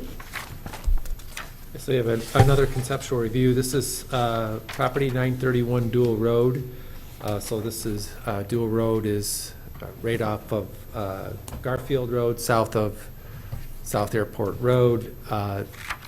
If you recall, the 3066 Garfield project, which was a commercial district housing development that was approved by the Planning Commission last year, located just north of the car wash. This parcel is directly to the east of that parcel. So it's roughly 0.43 acres. So this is has in the past been it's an existing building on site, which has been a former dog grooming business, a use permitted in the general industrial district. So Dual Road is a kind of a bit of a mix of some things. There's, you can see historically there have been some residential dwellings. There are a few still remaining, but there's also some of the industrial types of uses that have been established along that roadway. Ultimately it's a cul-de-sac, so everything that goes into Dual Road off of Garfield has to exit back towards Garfield as well. So the applicant is, they're looking at maybe some options for residential uses. So given that location, thought it would be best to refer them to the Planning Commission just to see feedback on what options might be there. Currently, the IG General Industrial District does not permit any residential other than the live-work unit. We actually have one live-work unit that was approved just north of this property most recently. So they're here to, I guess, have that conversation about their concept of what they're doing. When we look at it, we thought that maybe there could be, that was attached to 3066 North Garfield, in terms of maybe that project could be expanded into this location. Certainly, live-work units are permitted by right. There are quite other uses that are permitted in the IG General Industrial District. If it were to be rezoned, let's say, I know I'm not suggesting this, but if it was to rezone to general commercial, there would have to be some adjustments made to that. The frontage, most of the general commercial that you see there in the red is based on those are typically properties fronting Garfield or South Airport. And so these roads that kind of go to the interior, like Dual Road, tend to transition to the IG and general industrial. And kind of the mindset there too is that those, why they might be a little bit more intensive uses, tend to be less drivers or generators of trips, because they're typically just for employees for the most part, where commercial properties tend to generate a lot more trips because you have people coming there for various shopping destinations and so forth. So, but anyways, the applicant is here and probably can speak to maybe some of their ideas of what they're looking to do.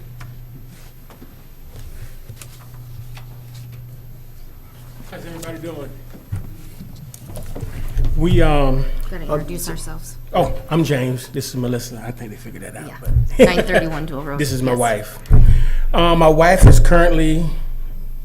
She's been working at this property for 29 years. Before the building was actually built, there was another building in front of it, and we've had control of it for the last 15 years. Where she's been a dog groomer for 29 years, where her hands had started messing with her, so she stopped grooming. So we had the building up for sale. We got it for sale on lease now. So we thought about some other options of what we can do. The live work thing, we thought about that, which would require us to put a sprinkler system in. Then we thought about if we can make it into like a duplex, make 2 apartments out of it, which would be like 900 square feet on each side, make it real nice, you know. So we well maintain the property already, you know, so that was one of our ideas, if we would be able to do that. Which there's a house on the other side of it, like the 20 unit is gonna be on one side. There's actually a house on the other side of us, and Paul, which is the gentleman who just put in a sprinkler system, he works right across from our building. Anyone have any, go ahead, John. I got one quick question for staff before I ask a couple questions for you. What's the status of the 3066 project? We gave them permission. Is it gonna happen, or is it gonna die on the vine? Do we have any idea? Well, I mean, we don't have any, approvals are made, and then, we don't know. I mean, We don't know. yeah. I mean, it's coming up, April, it was approved in April of '24, so I believe it was recorded a couple weeks afterwards, so it's early, I believe, May of '24. And so it was, for the 2 years would be May of '26. So, but this is not unusual. We've had a few of these projects, particularly the residential projects, which have been approved, but other than that. Well, I was intrigued a little bit about your comment of one possibility would be to have this property, maybe you used the word absorb, but somehow tied in with the 3066, which may make some sense, but I don't know whether 3066 has happened. Yeah, I don't know either. And it doesn't make sense to tie it in if it dies on the vine, but, so I guess we don't have to answer that one. That property is already commercial, isn't it? Yeah, it's commercial, and you see if it is somehow included into that, you have the frontage is still on Garfield. Okay. So that's where, that could be still included into that project, so that would be part of that commercial zoning. John, was that a conditional rezone or a rezone? I don't recall. It was a commercial district housing development. So is a special use permit in the general commercial district, you can do commercial district housing. That has So they different- had proposed a 20-unit building located on that site. That was different zoning to begin with then, not the industrial zoning. Right, general commercial. To me, that's probably the best option for that. I know, it just, I guess there's the question of where Dual Road is going. Some of our concerns is if it's the frontage that is on Garfield is one thing, but to generate, additional traffic on Dual Road could be a little bit difficult, particularly since the way of getting in and out of there is impacted by that intersection at Garfield and South Airport. So in terms of stacking and turning movements are some of our concerns. Well, when my wife was operating, which I worked for the past few years, if it was an apartment, if you only had 2 units, it would actually be less traffic than when we were running our business out of there, because we average probably 15 to 20 people out there a day. Right. Yeah. So the thing is if the rezoning occurs, like let's say this were to be rezoned to general commercial, it's all the uses that are permitted under there. So even though your proposal might be to do something like what you're doing is apartments is not a big generator, it could be everything else that's underneath that district. But I got a what if on that one, though, and I know we can't negotiate conditional rezonings, but if the applicant were to ask to rezone this general commercial, but make a conditional permit and basically not allow almost all the stuff that's allowed in commercial, Right. leaving that's what we were the doing. multifamily housing, that's Yeah, a less intense use than almost Yeah, anything that was, else you can think of. yeah, that's what we thought. That we were doing. Okay. That was what we wanted to do, was just get it specifically for this. If they made a conditional rezoning request, my first reaction is I don't think I'd have any problems at all with that. It's adjacent to something that's already zoned commercial, and if they limit the use to a duplex, that's as minimal a use as we're ever gonna see. Well, and my initial reaction was, this is industrial, we don't want residential in industrial, and then I went on Google Maps and drove down Dual Road, and I was like, wait a second, what's going on here? Yeah. So It's housing all down through there. Yeah. Yeah. I mean, and as John, as you pointed out, and then I identified, and then I mentioned, there's like 4 or 5 single-family residential homes there already.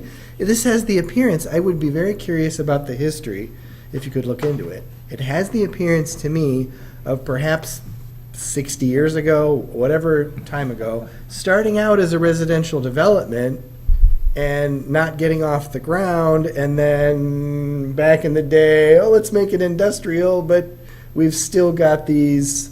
So I would certainly be interested in relooking at this the next time we look at our master plan and our zoning ordinance, because I was frankly surprised, shocked that, there were all these little single-family residential homes pre-existing grandfathered into this industrial. So I'm inclined to want to try and do something that would help you achieve, because it seems consistent with what's there. Yes. But we are constrained I by the understand. rules and laws of zoning. Yeah. Right, right. We got other options. We just wanted that to be one of our options, if we could, if we could go this way. We would love to go this way if we could, Yeah. so. Any comments from anyone else?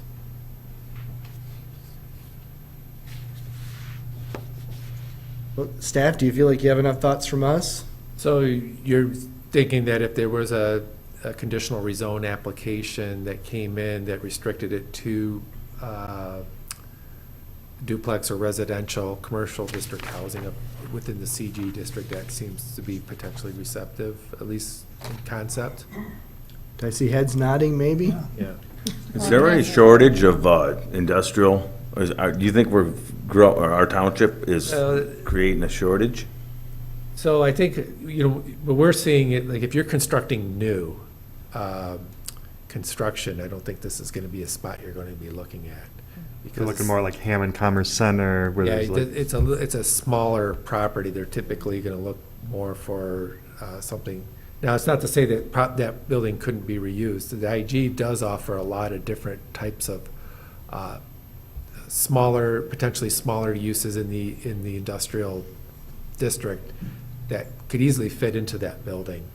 So it's, but in terms of this, I would say this corridor here on Dual Road, I don't think you're going to see a lot of new construction except for maybe the larger parcels that have the ability to expand and to really accommodate to something that would be more of today's standards.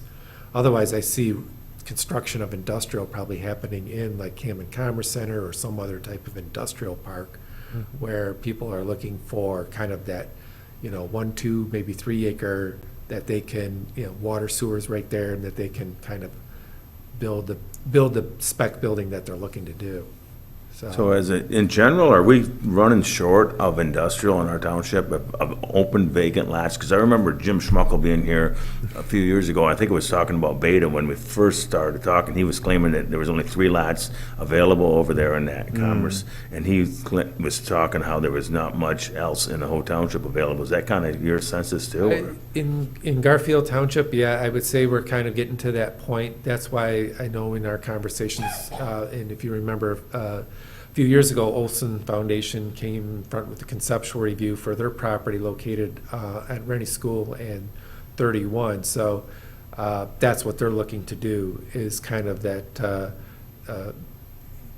industrial business type park. Similar if you look at Chums Village to the south there in Blair Township, you see that's where Pepsi went, and the potato chip company are located there. So that's where a lot of people are looking for those kind of, shovel-ready sites where they can go in. It's got the water, sewer, stormwater's already addressed. They just go in and put in their whatever building they're looking for. I think we need those in Garfield. I think we have a demand for those.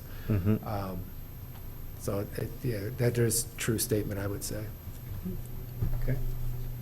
So for this application, potential, you feel like you got enough feedback from us? Yeah, I think it kind of reminds me similar to when we were looking at the Life Story operation that was there on Hammond Road. It was that because it was adjacent to Traverse Field, that somehow it's, located to that. Although what we're really looking at it is, when we think of residential, we typically don't think of the general commercial district, but there is that commercial district housing development, which I should say does have some standards in it that have to be applied to regardless of how many units are in that. So that those would all, just as 3066 had to apply those requirements for open space and so forth. Obviously, this is much smaller scale, so I don't think it would be a problem to meet those standards, but just to alert that there are some standards to commercial district housing that are required. Molly? So if we're basing the possibility of a rezoning on the property to the west, the commercial property, could they even go for higher density on this piece, or is it too small? You mean the subject property, if they wanted to, if they did conditional rezone this to commercial district, could they go higher than the duplex? Let's see, that's half acre. Blue Wonder sounds like 40.3. So you probably could. In theory, you could do, yeah. Yeah. Mm-hmm. You could probably get a couple more units in there, most likely. Again, those other standards have to be met, open space, that type of thing. But yeah, at roughly, let's say we're talking, 20,000 square feet, 4,000 square feet per unit. Potentially, you could maybe have 4 units in there, maybe 5, I don't know. Probably more like 4. But we could see, quadplex. Yeah. We would just do the conditional zoning. The staff would actually look at the project, right? So how we did that, is under the conditional rezonings, is to do the site plan the same time as the rezoning. That's Okay. how the ordinance has it kind of structured. So you'll be looking at the project and the rezoning at the same time. Okay. And I guess for staff, we wouldn't hold this project necessarily hostage to what's going on at 3066, and you may never get a direct answer, I don't know. But I guess I would at least invite and request staff to try to reach out and make contact with whoever's in charge of 3066. And whether what you hear is reliable or not, I don't know, but I'd be real interested to know what their current claim is, we're gonna build or we're not gonna build. Well, I know they're not interested in our property, I know that. I want to know what they're doing on their property. Yeah. We gave them permission, but if they don't build it, then Right. pretty soon that's not going to be housing next year. Yes, sir. Yeah.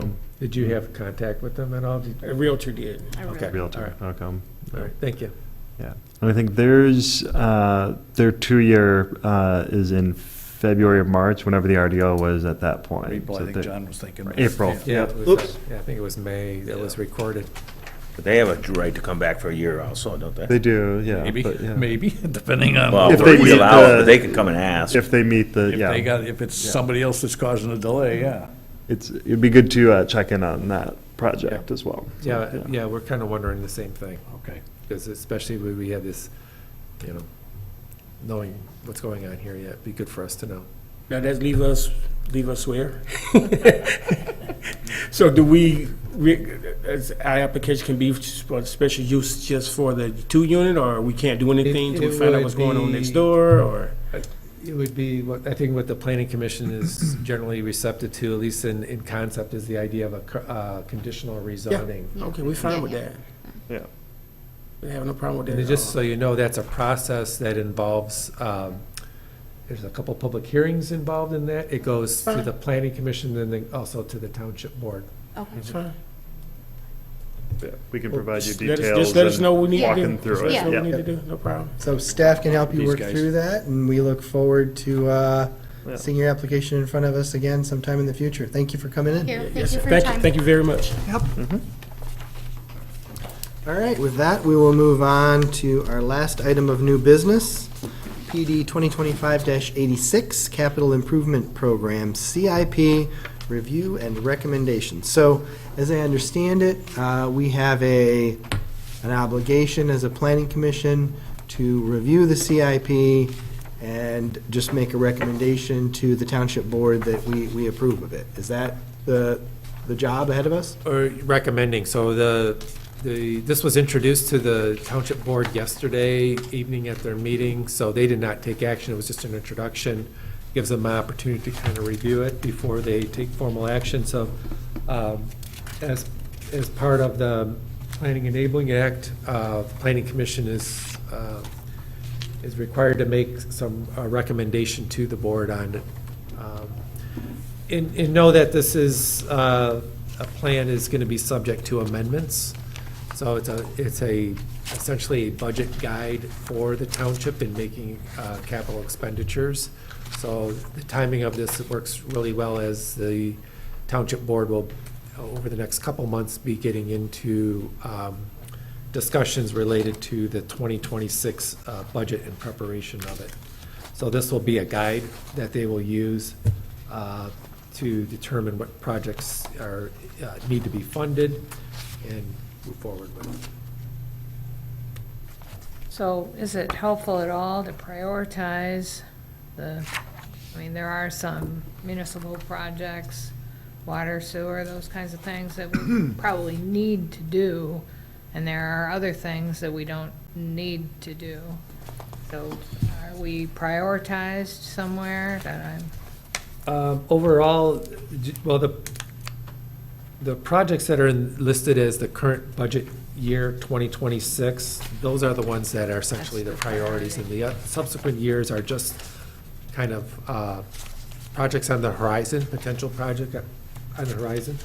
So those were ones that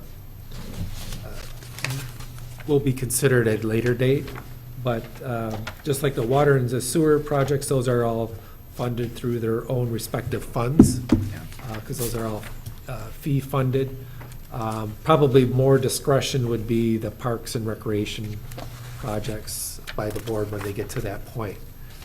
Again, this is a guide, so you're not bound by it. It's just to kind of say, hey, these are the ones that have been recommended and at least for consideration to be included in the budget for 2026. And they were recommended by a committee. Yes, so there's, the Parks and Rec Commission made input, Planning Commission previously made input, and then there's the CIP committee, which consists of the supervisor, two trustees, one from the representative from the Township Board on their building committee, and then the Parks and Rec Commission. And then staff is Township Manager, Township Engineer, and myself. And so I imagine that committee remaining intact as there's going to be some adjustments to this. But it's a good vetting process for projects to ensure that this is something, as opposed to projects going directly to the board, to say, okay, do these, really hit the targets that the, board is looking for, and then goes to the board from there. Thanks.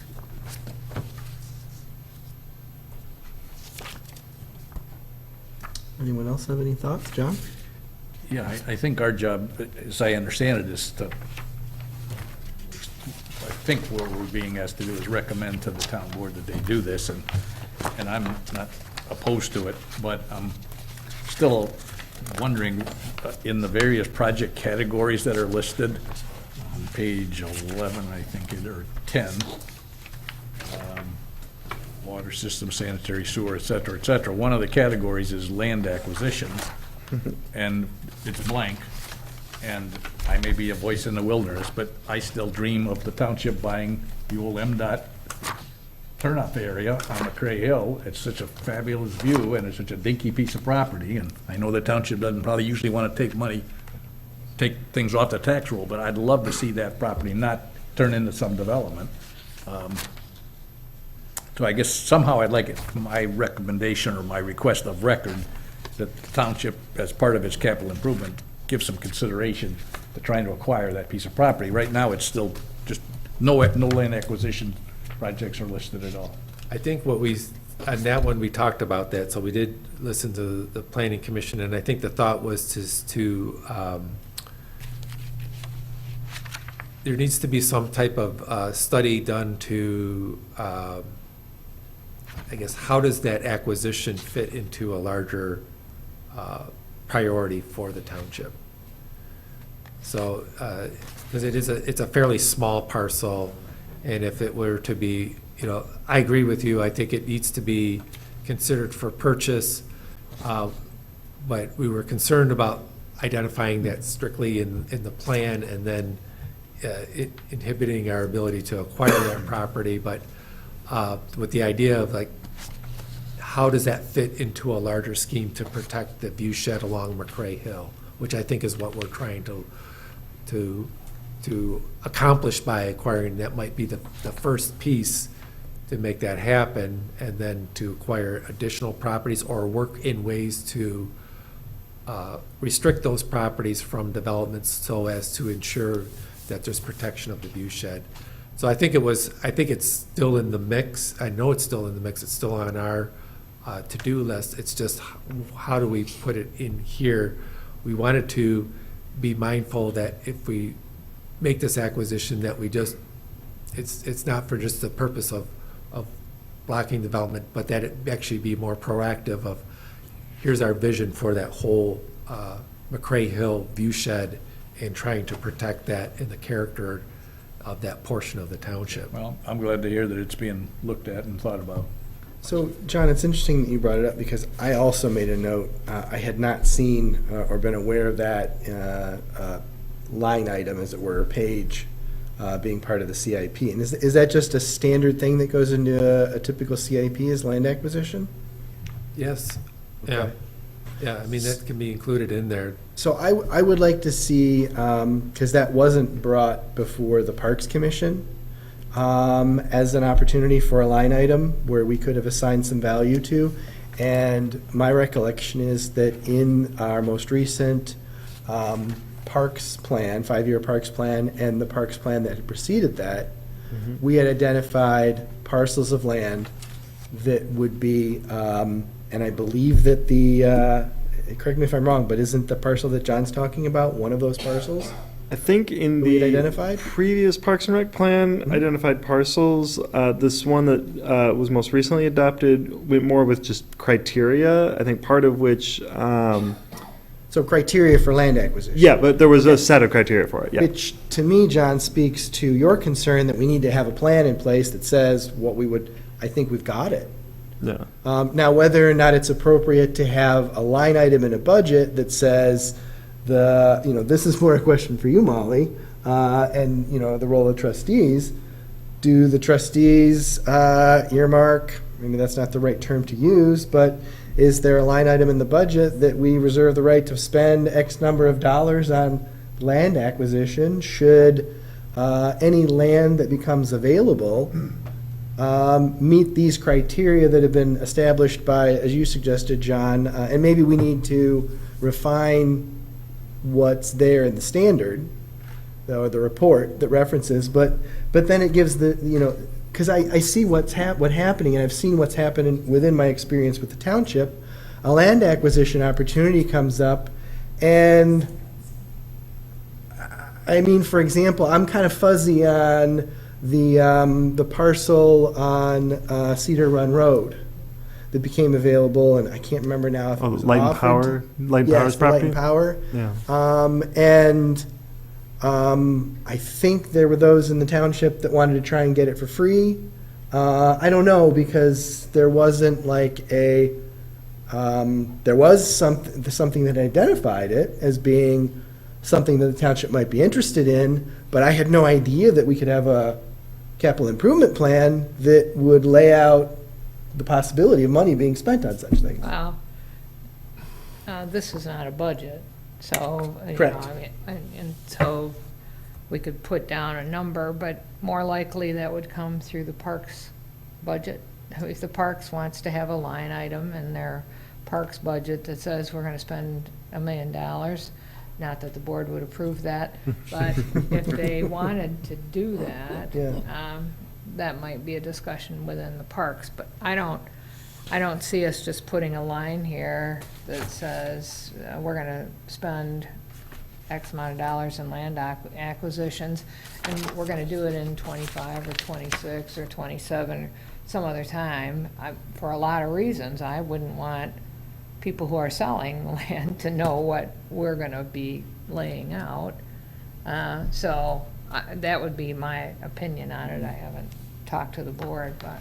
So then you would see it, that it's not necessary to, yeah, and this is what I'm torn on, is it appropriate, since there's this capital improvement plan, that you say we would have an interest in buying land, so that, and then you kind of have to put a dollar figure to how much you might be willing to spend. Who knows what the Board of Trustees would spend or not spend above or beyond whatever number there is in the line item. But, because I agree with you, that certainly sets you at a disadvantage if they're like, oh, well, they can spend this much. I don't know, I'm disappointed that it didn't come up in front of the Parks Commission as an opportunity for us to have a discussion about. Well, if I could just speak to, first of all, two of these parcels, I think we need to, this one and the other one that you mentioned, I think we should have justification for instance, just acquiring this parcel, I get the sensitivity towards this parcel, but I think we have to have a good rationale why public dollars would be going to that acquisition. I don't see, for instance, this parcel, it's only an acre, that it would be developed, that it would be accessible. It's a dangerous location. I mean, if it was part of a larger plan to preserve that viewshed, then I see that it has justification. So I think it's a parcel that's still under study that we need to have figured out, because I think, yes, it's available, but is that, have good, I think, owe it to the public of why that acquisition would occur. So I think that in the case of the other one and the Cedar one, the reason that this township was not interested in the way it was presented is that would also be acquiring a landfill. And so that's the old fly ash pit that's on Cedar Run and the liability. So that's why, I mean, there are certain reasons that, we would want to take into consideration, and then I think also too, do we really want to display that, okay, we're gonna, be willing to expend this amount of money for a particular land, so there's a sensitivity to any type of transaction Yeah. to make that open. And the specific parcels really honestly mean, I didn't mean to cite them as Right, right, right. opportunities that I Right. wanted to create a line item for. Yeah, yeah. It was just for me connecting the dots to say, oh, a township could choose to budget for land acquisition. Or, excuse me, not budget, you budget. This is a capital improvement plan. We could put in our capital improvement plan that should the opportunity arise, but I guess what I'm hearing and seeing and connecting the dots in the way is, John, I think your specific parcel might not necessarily be, how, I don't know how it fits in, but what I'm hearing you say, John, is the next time around, the Parks Commission should do, between now and the next update or the next capital improvement plan, it might be appropriate to look at a land acquisition, some recommendations to the trustees, because that's all the Parks Commission can do, about what criteria there might be, and maybe what sort of amount of money would be worth the Parks Commission would recommend or suggest would be worth investing in land acquisition for a set of purposes. So I hear you saying you need to have some criteria, we need to do some analysis. Can we try and make sure that the Parks Commission does that as part of our usual deliberations, so that the next time this comes around, at least we can talk about whether there ought to be an actual dollar figure associated with it or not? It's kind of a cart before the horse kind of thing. We have in the general township budget, we have put a line item in. We've identified property we're going to buy. We know we're going to spend X amount of dollars, and it's in the budget to spend the money. That's kind of the way we do it. We identify the property. The property has to be important enough to the township to expend the dollars out of the township, and then we budget for it. I don't think going the other way and saying, oh, here, we've got $500,000 we're going to spend, and if we find something, we'll just do it. I think I would disagree. What you're suggesting is backwards, because by the time the township can get around to, the trustees can get around to agreeing on, oh, let's put that in the budget and we'll buy that property next year, it's gone. Well, Yeah, I think that, in the previous plan, the Parks and Rec plan, it had a list, kind of a wish list of properties. And I guess when we were looking at those, the thought was, these were just ones that people knew that were available, but do they really make sense in terms of trying to develop a Parks and Recreation system?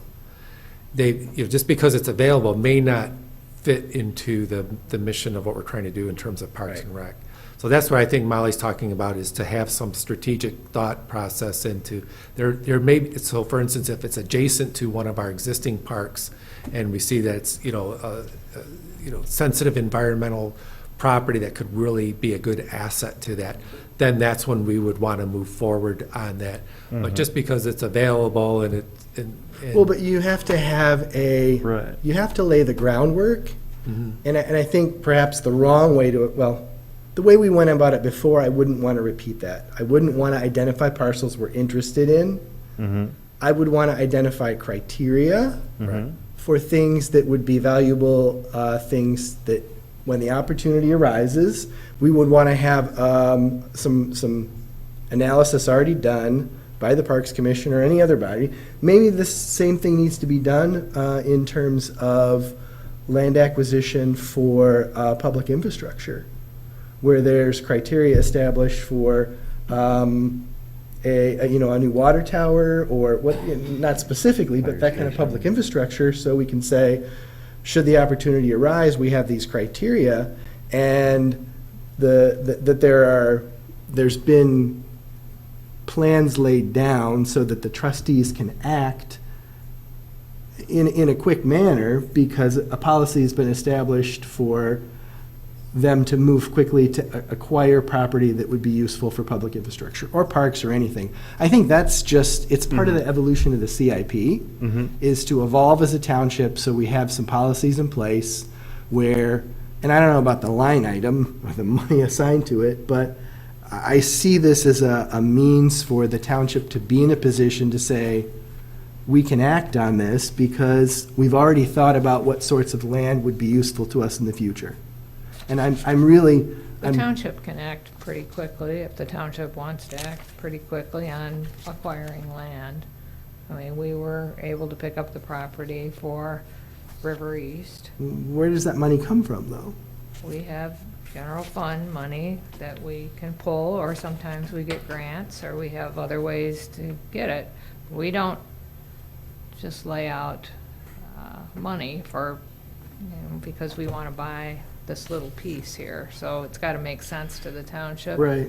It's got to be of value to the people that live in the township, or the town board won't look at it, whether you have a number there or not. The number But the doesn't point of the capital improvement plan is to provide guidance to the trustees. If you want to put in something that says, these would be the reasons that we would acquire property, I'm sure you can put together, they could put together Yeah. a list of what those things might be. But Want to speak a little whole bit? different ballgame, buying property to put up a water tower than buying property to connect to the park system that we It's have. the same thing. But two different reasons. Both of them would say, because it's a value to the township. Right, right. That's the common, but they're different. They're both public infrastructure.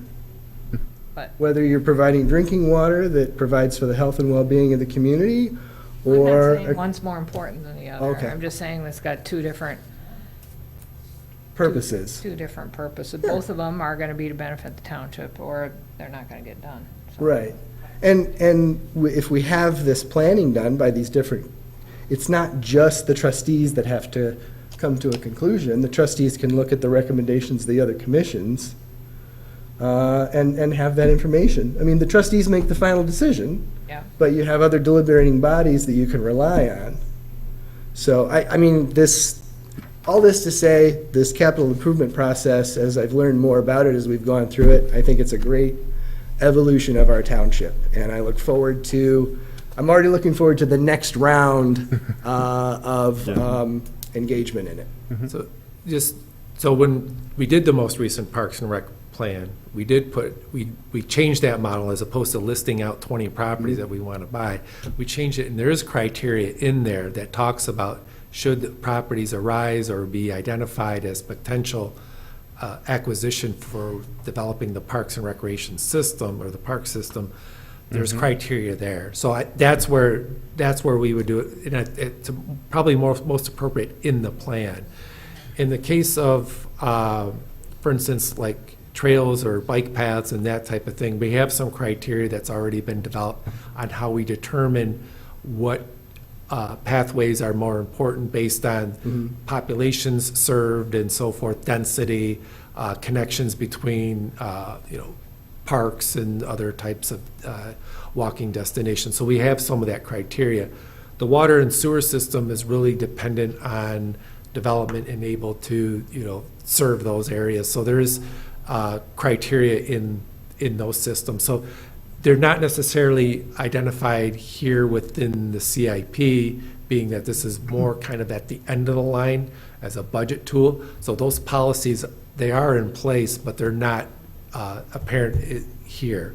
What I would suggest is we do have potential future projects listed under, on page 11 of the plan, number 10, that are things that need to be vetted out a little bit more.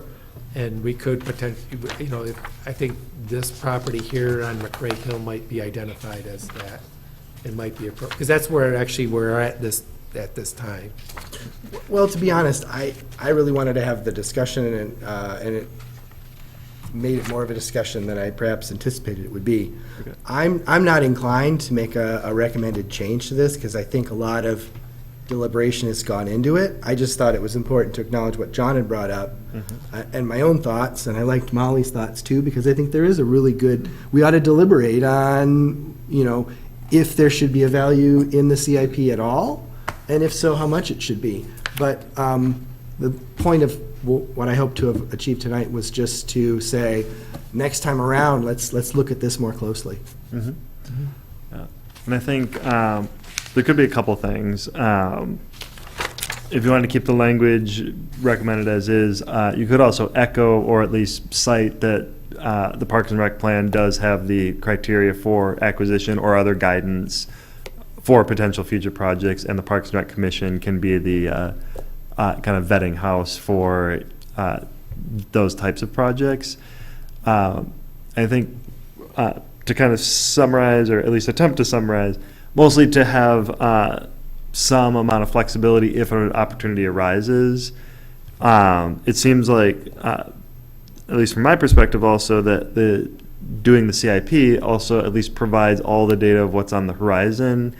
If something comes up that's not in it, like say a land acquisition opportunity that makes sense from either a parks or other perspective, if there is funding that's either available or we have time to plan for it, like the property owner is willing to work with us and we can apply for grants. We've used Natural Resource Trust Fund grant money to acquire some, help acquire some of parks properties.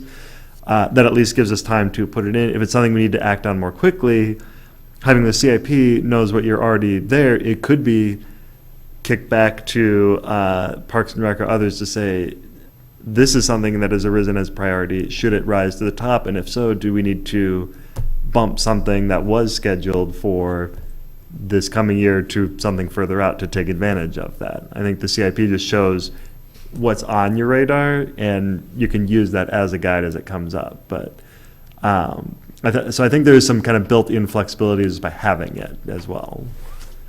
John, you brought it up initially. I talked about it far more extensively. Are you inclined to make any changes to the current CIP? No, and I'm sensitive to the point that Molly made a good point. We don't want to be telling some prospective seller, we're looking to buy your property. I think we already did.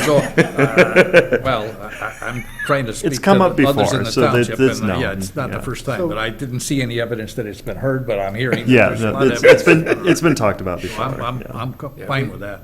And Molly, I didn't think that you were inclined to change anything No. relative to the issue.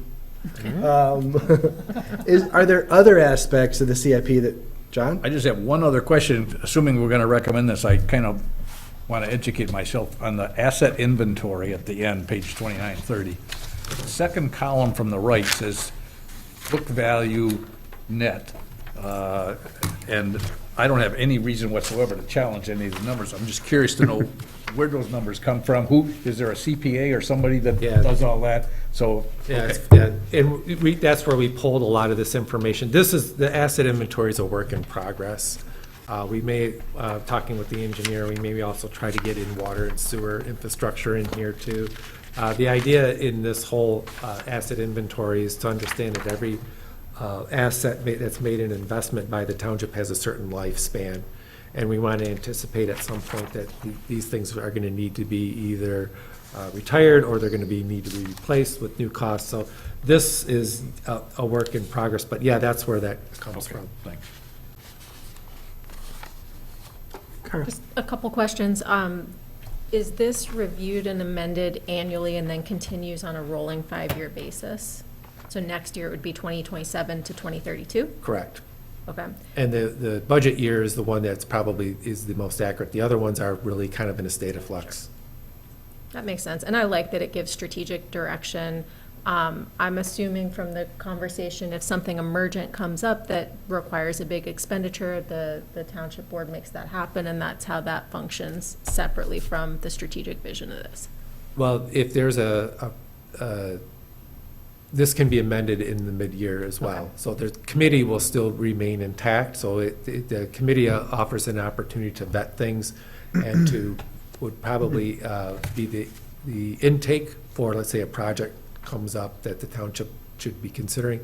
The committee will then vet that project and then make a recommendation to the township board to amend the CIP.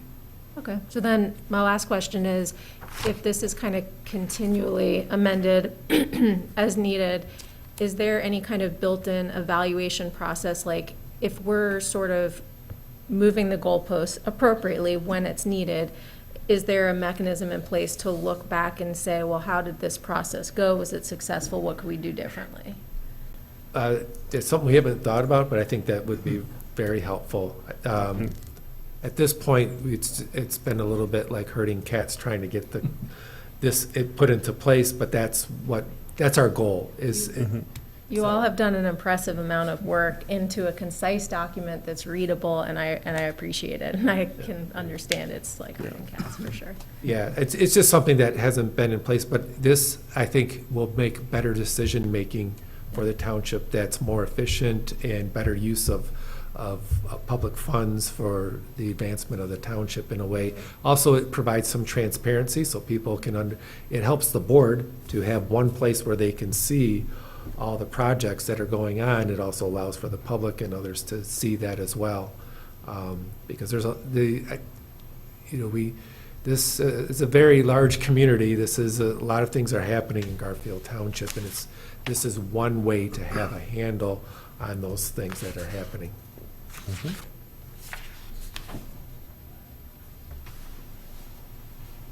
think too, from the planning commission perspective, I see a lot of the boxes being checked in terms of, I see money invested in infrastructure, which from a planning commission standpoint is important to the continued development of the community.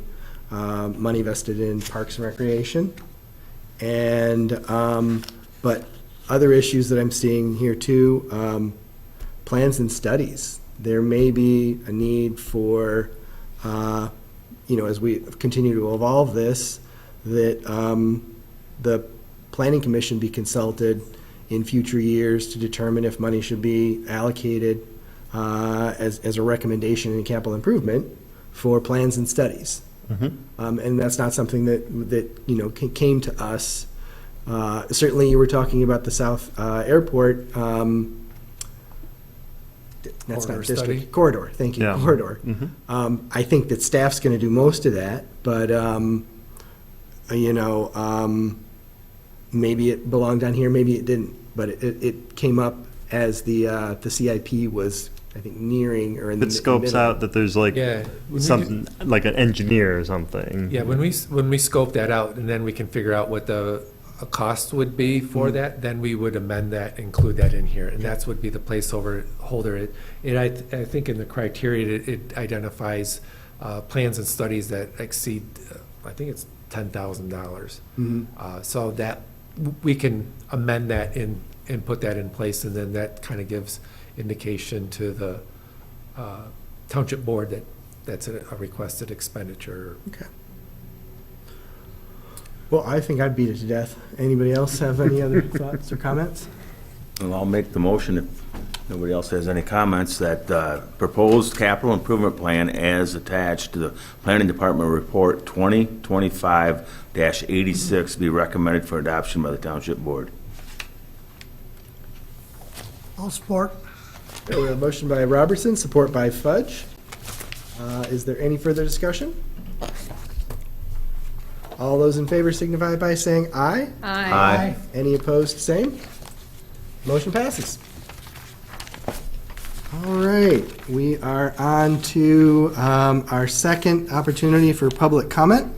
If anybody would like to make a statement, please step up to the podium, state your name and address, and speak. My name is Kay Moreau. I live in Creekside, and I came to hear about the apartment complex possibility. A couple of you picked up on some things that we're concerned about. The drive-in is a private road, and there was a study in 1999 when Creekside was built. It was determined that 60% of the traffic would flow out to Silver Lake Road, 40% would flow out at 31, and that's kind of how it goes. But now if you put that apartment in there, you're adding a whole lot more traffic out onto Silver Lake Road. And as you know, there's curves there. It's already treacherous. So when they come back with their proposal, I just want you to consider all of those. Also, who does the impact assessments, like for the environmental and the traffic studies? Does the builder do that, or do you folks order that? Who orders that? Typically, this is an opportunity for public comment, not an opportunity I'm for sorry. dialogue. I'm sorry, but Okay, then certainly if you wanted to stay after, feel free to ask those kinds of Well, questions. let me just say, I hope it's you folks that do it. That'll be my comment. And he made a comment about he would bring people in for the wetland study. And I've read where it can take 3 to 5 years to do a proper wetland study. So, when they come back, I just want you to remember all of these things. Thank you very much. And if you'd like specific answers, our staff could certainly help provide you with Okay. specific answers to those questions. All right. Thank you. Thank you. Anyone else who would like to make some public comment? My name is Wayne Kiley, and just to add some levity to the conversation, I owned that McCrae Hill for about 20 years, up until about 4 years ago. I thought you still owned it. That's I why I was wish we telling did. you. Yeah, I wish I did too. Some dentists don't sit down. My name is Stan Torning. I also live at Creekside, and I guess just to underscore what Kay was talking about, we have 55 units in Creekside. I don't know how many apartments are in Independence Village, but most of them folks don't drive, so it's not a big deal. But if you put 70 units in there at that price range, they're going to charge for rent. You're going to have probably 2 people, 2 cars per household, per apartment. That's more than doubles the traffic that's there right now. And as the traffic comes down Silver Lake Road, it's moving, and it's kind of a dangerous intersection. And when you make that turn off from Silver Lake Road onto Creekside, because of the hill and the highway's banked, you come off and you have a moment of blindness. You can't see the street down because it drops down. So, but the traffic coming downhill is very deceptive when you go to make a left turn in there. And so if you're going to just encourage you to do something with the traffic, manage the traffic, because it's just going to double easily. So looks like a great development, though. It's a beautiful piece of property. But I'm concerned about the traffic. Thank you.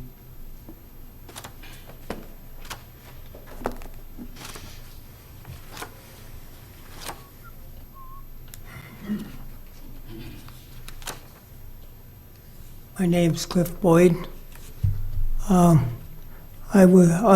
understand that there was some consideration of putting a hotel across from the South Airport Road, or the airport entrance.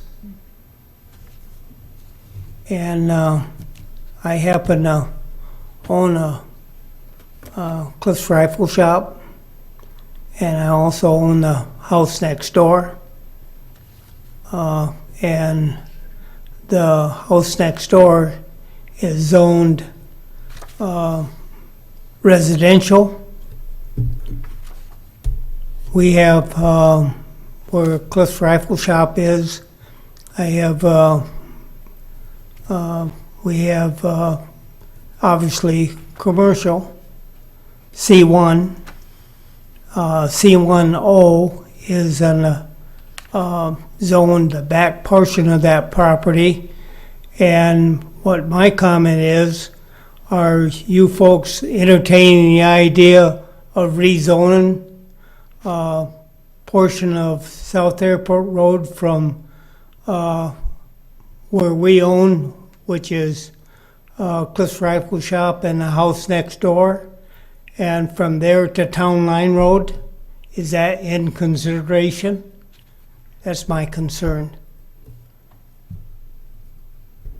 I understand that there was a possibility of putting a hotel in there.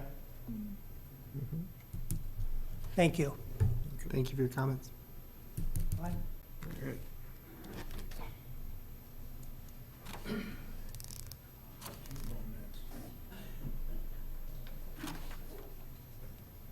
My name is John Herbst. I'm a Creekside resident also.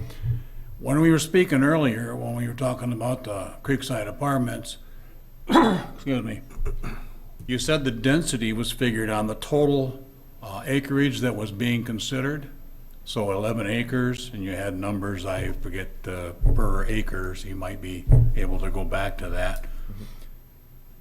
It included the wetlands when you considered those. So you're telling me then if I buy a 40-acre parcel, that's 38 acres of wetlands, that I can multiply 40 times that number and have that much on 2 acres? That doesn't make sense to me. And another thing, I'm not sure about this, but Stone Ridge next to us has 2 access points. I think the fire department requires that.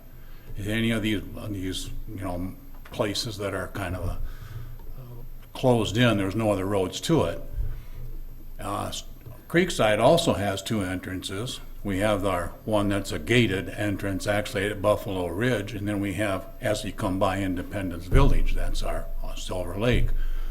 I was wondering what the second entrance, or if it's required, or access point would be for the Creekside apartments, because it doesn't appear they're going to build a bridge across Kids Creek, and I don't know where else they would go. So, a couple of questions anyway. Thank you for your comments.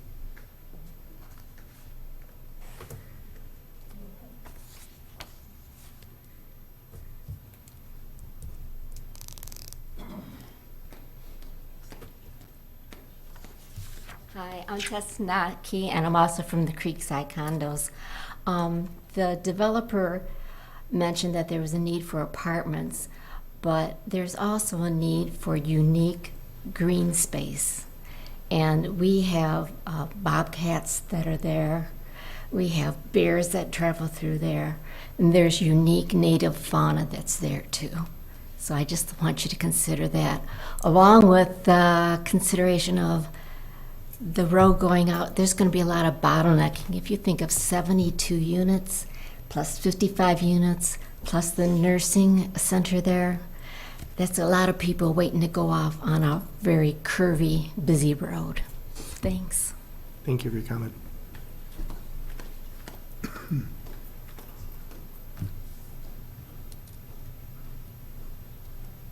Anyone else who'd like to speak? Well, thank you all for attending tonight. With that, we'll close public comment. Move on to item number 9, other business. And I think I'm going to suggest, since it's getting late, and maybe I'm partly responsible for that, talking too much, but we've got our Airport Gateway District concept.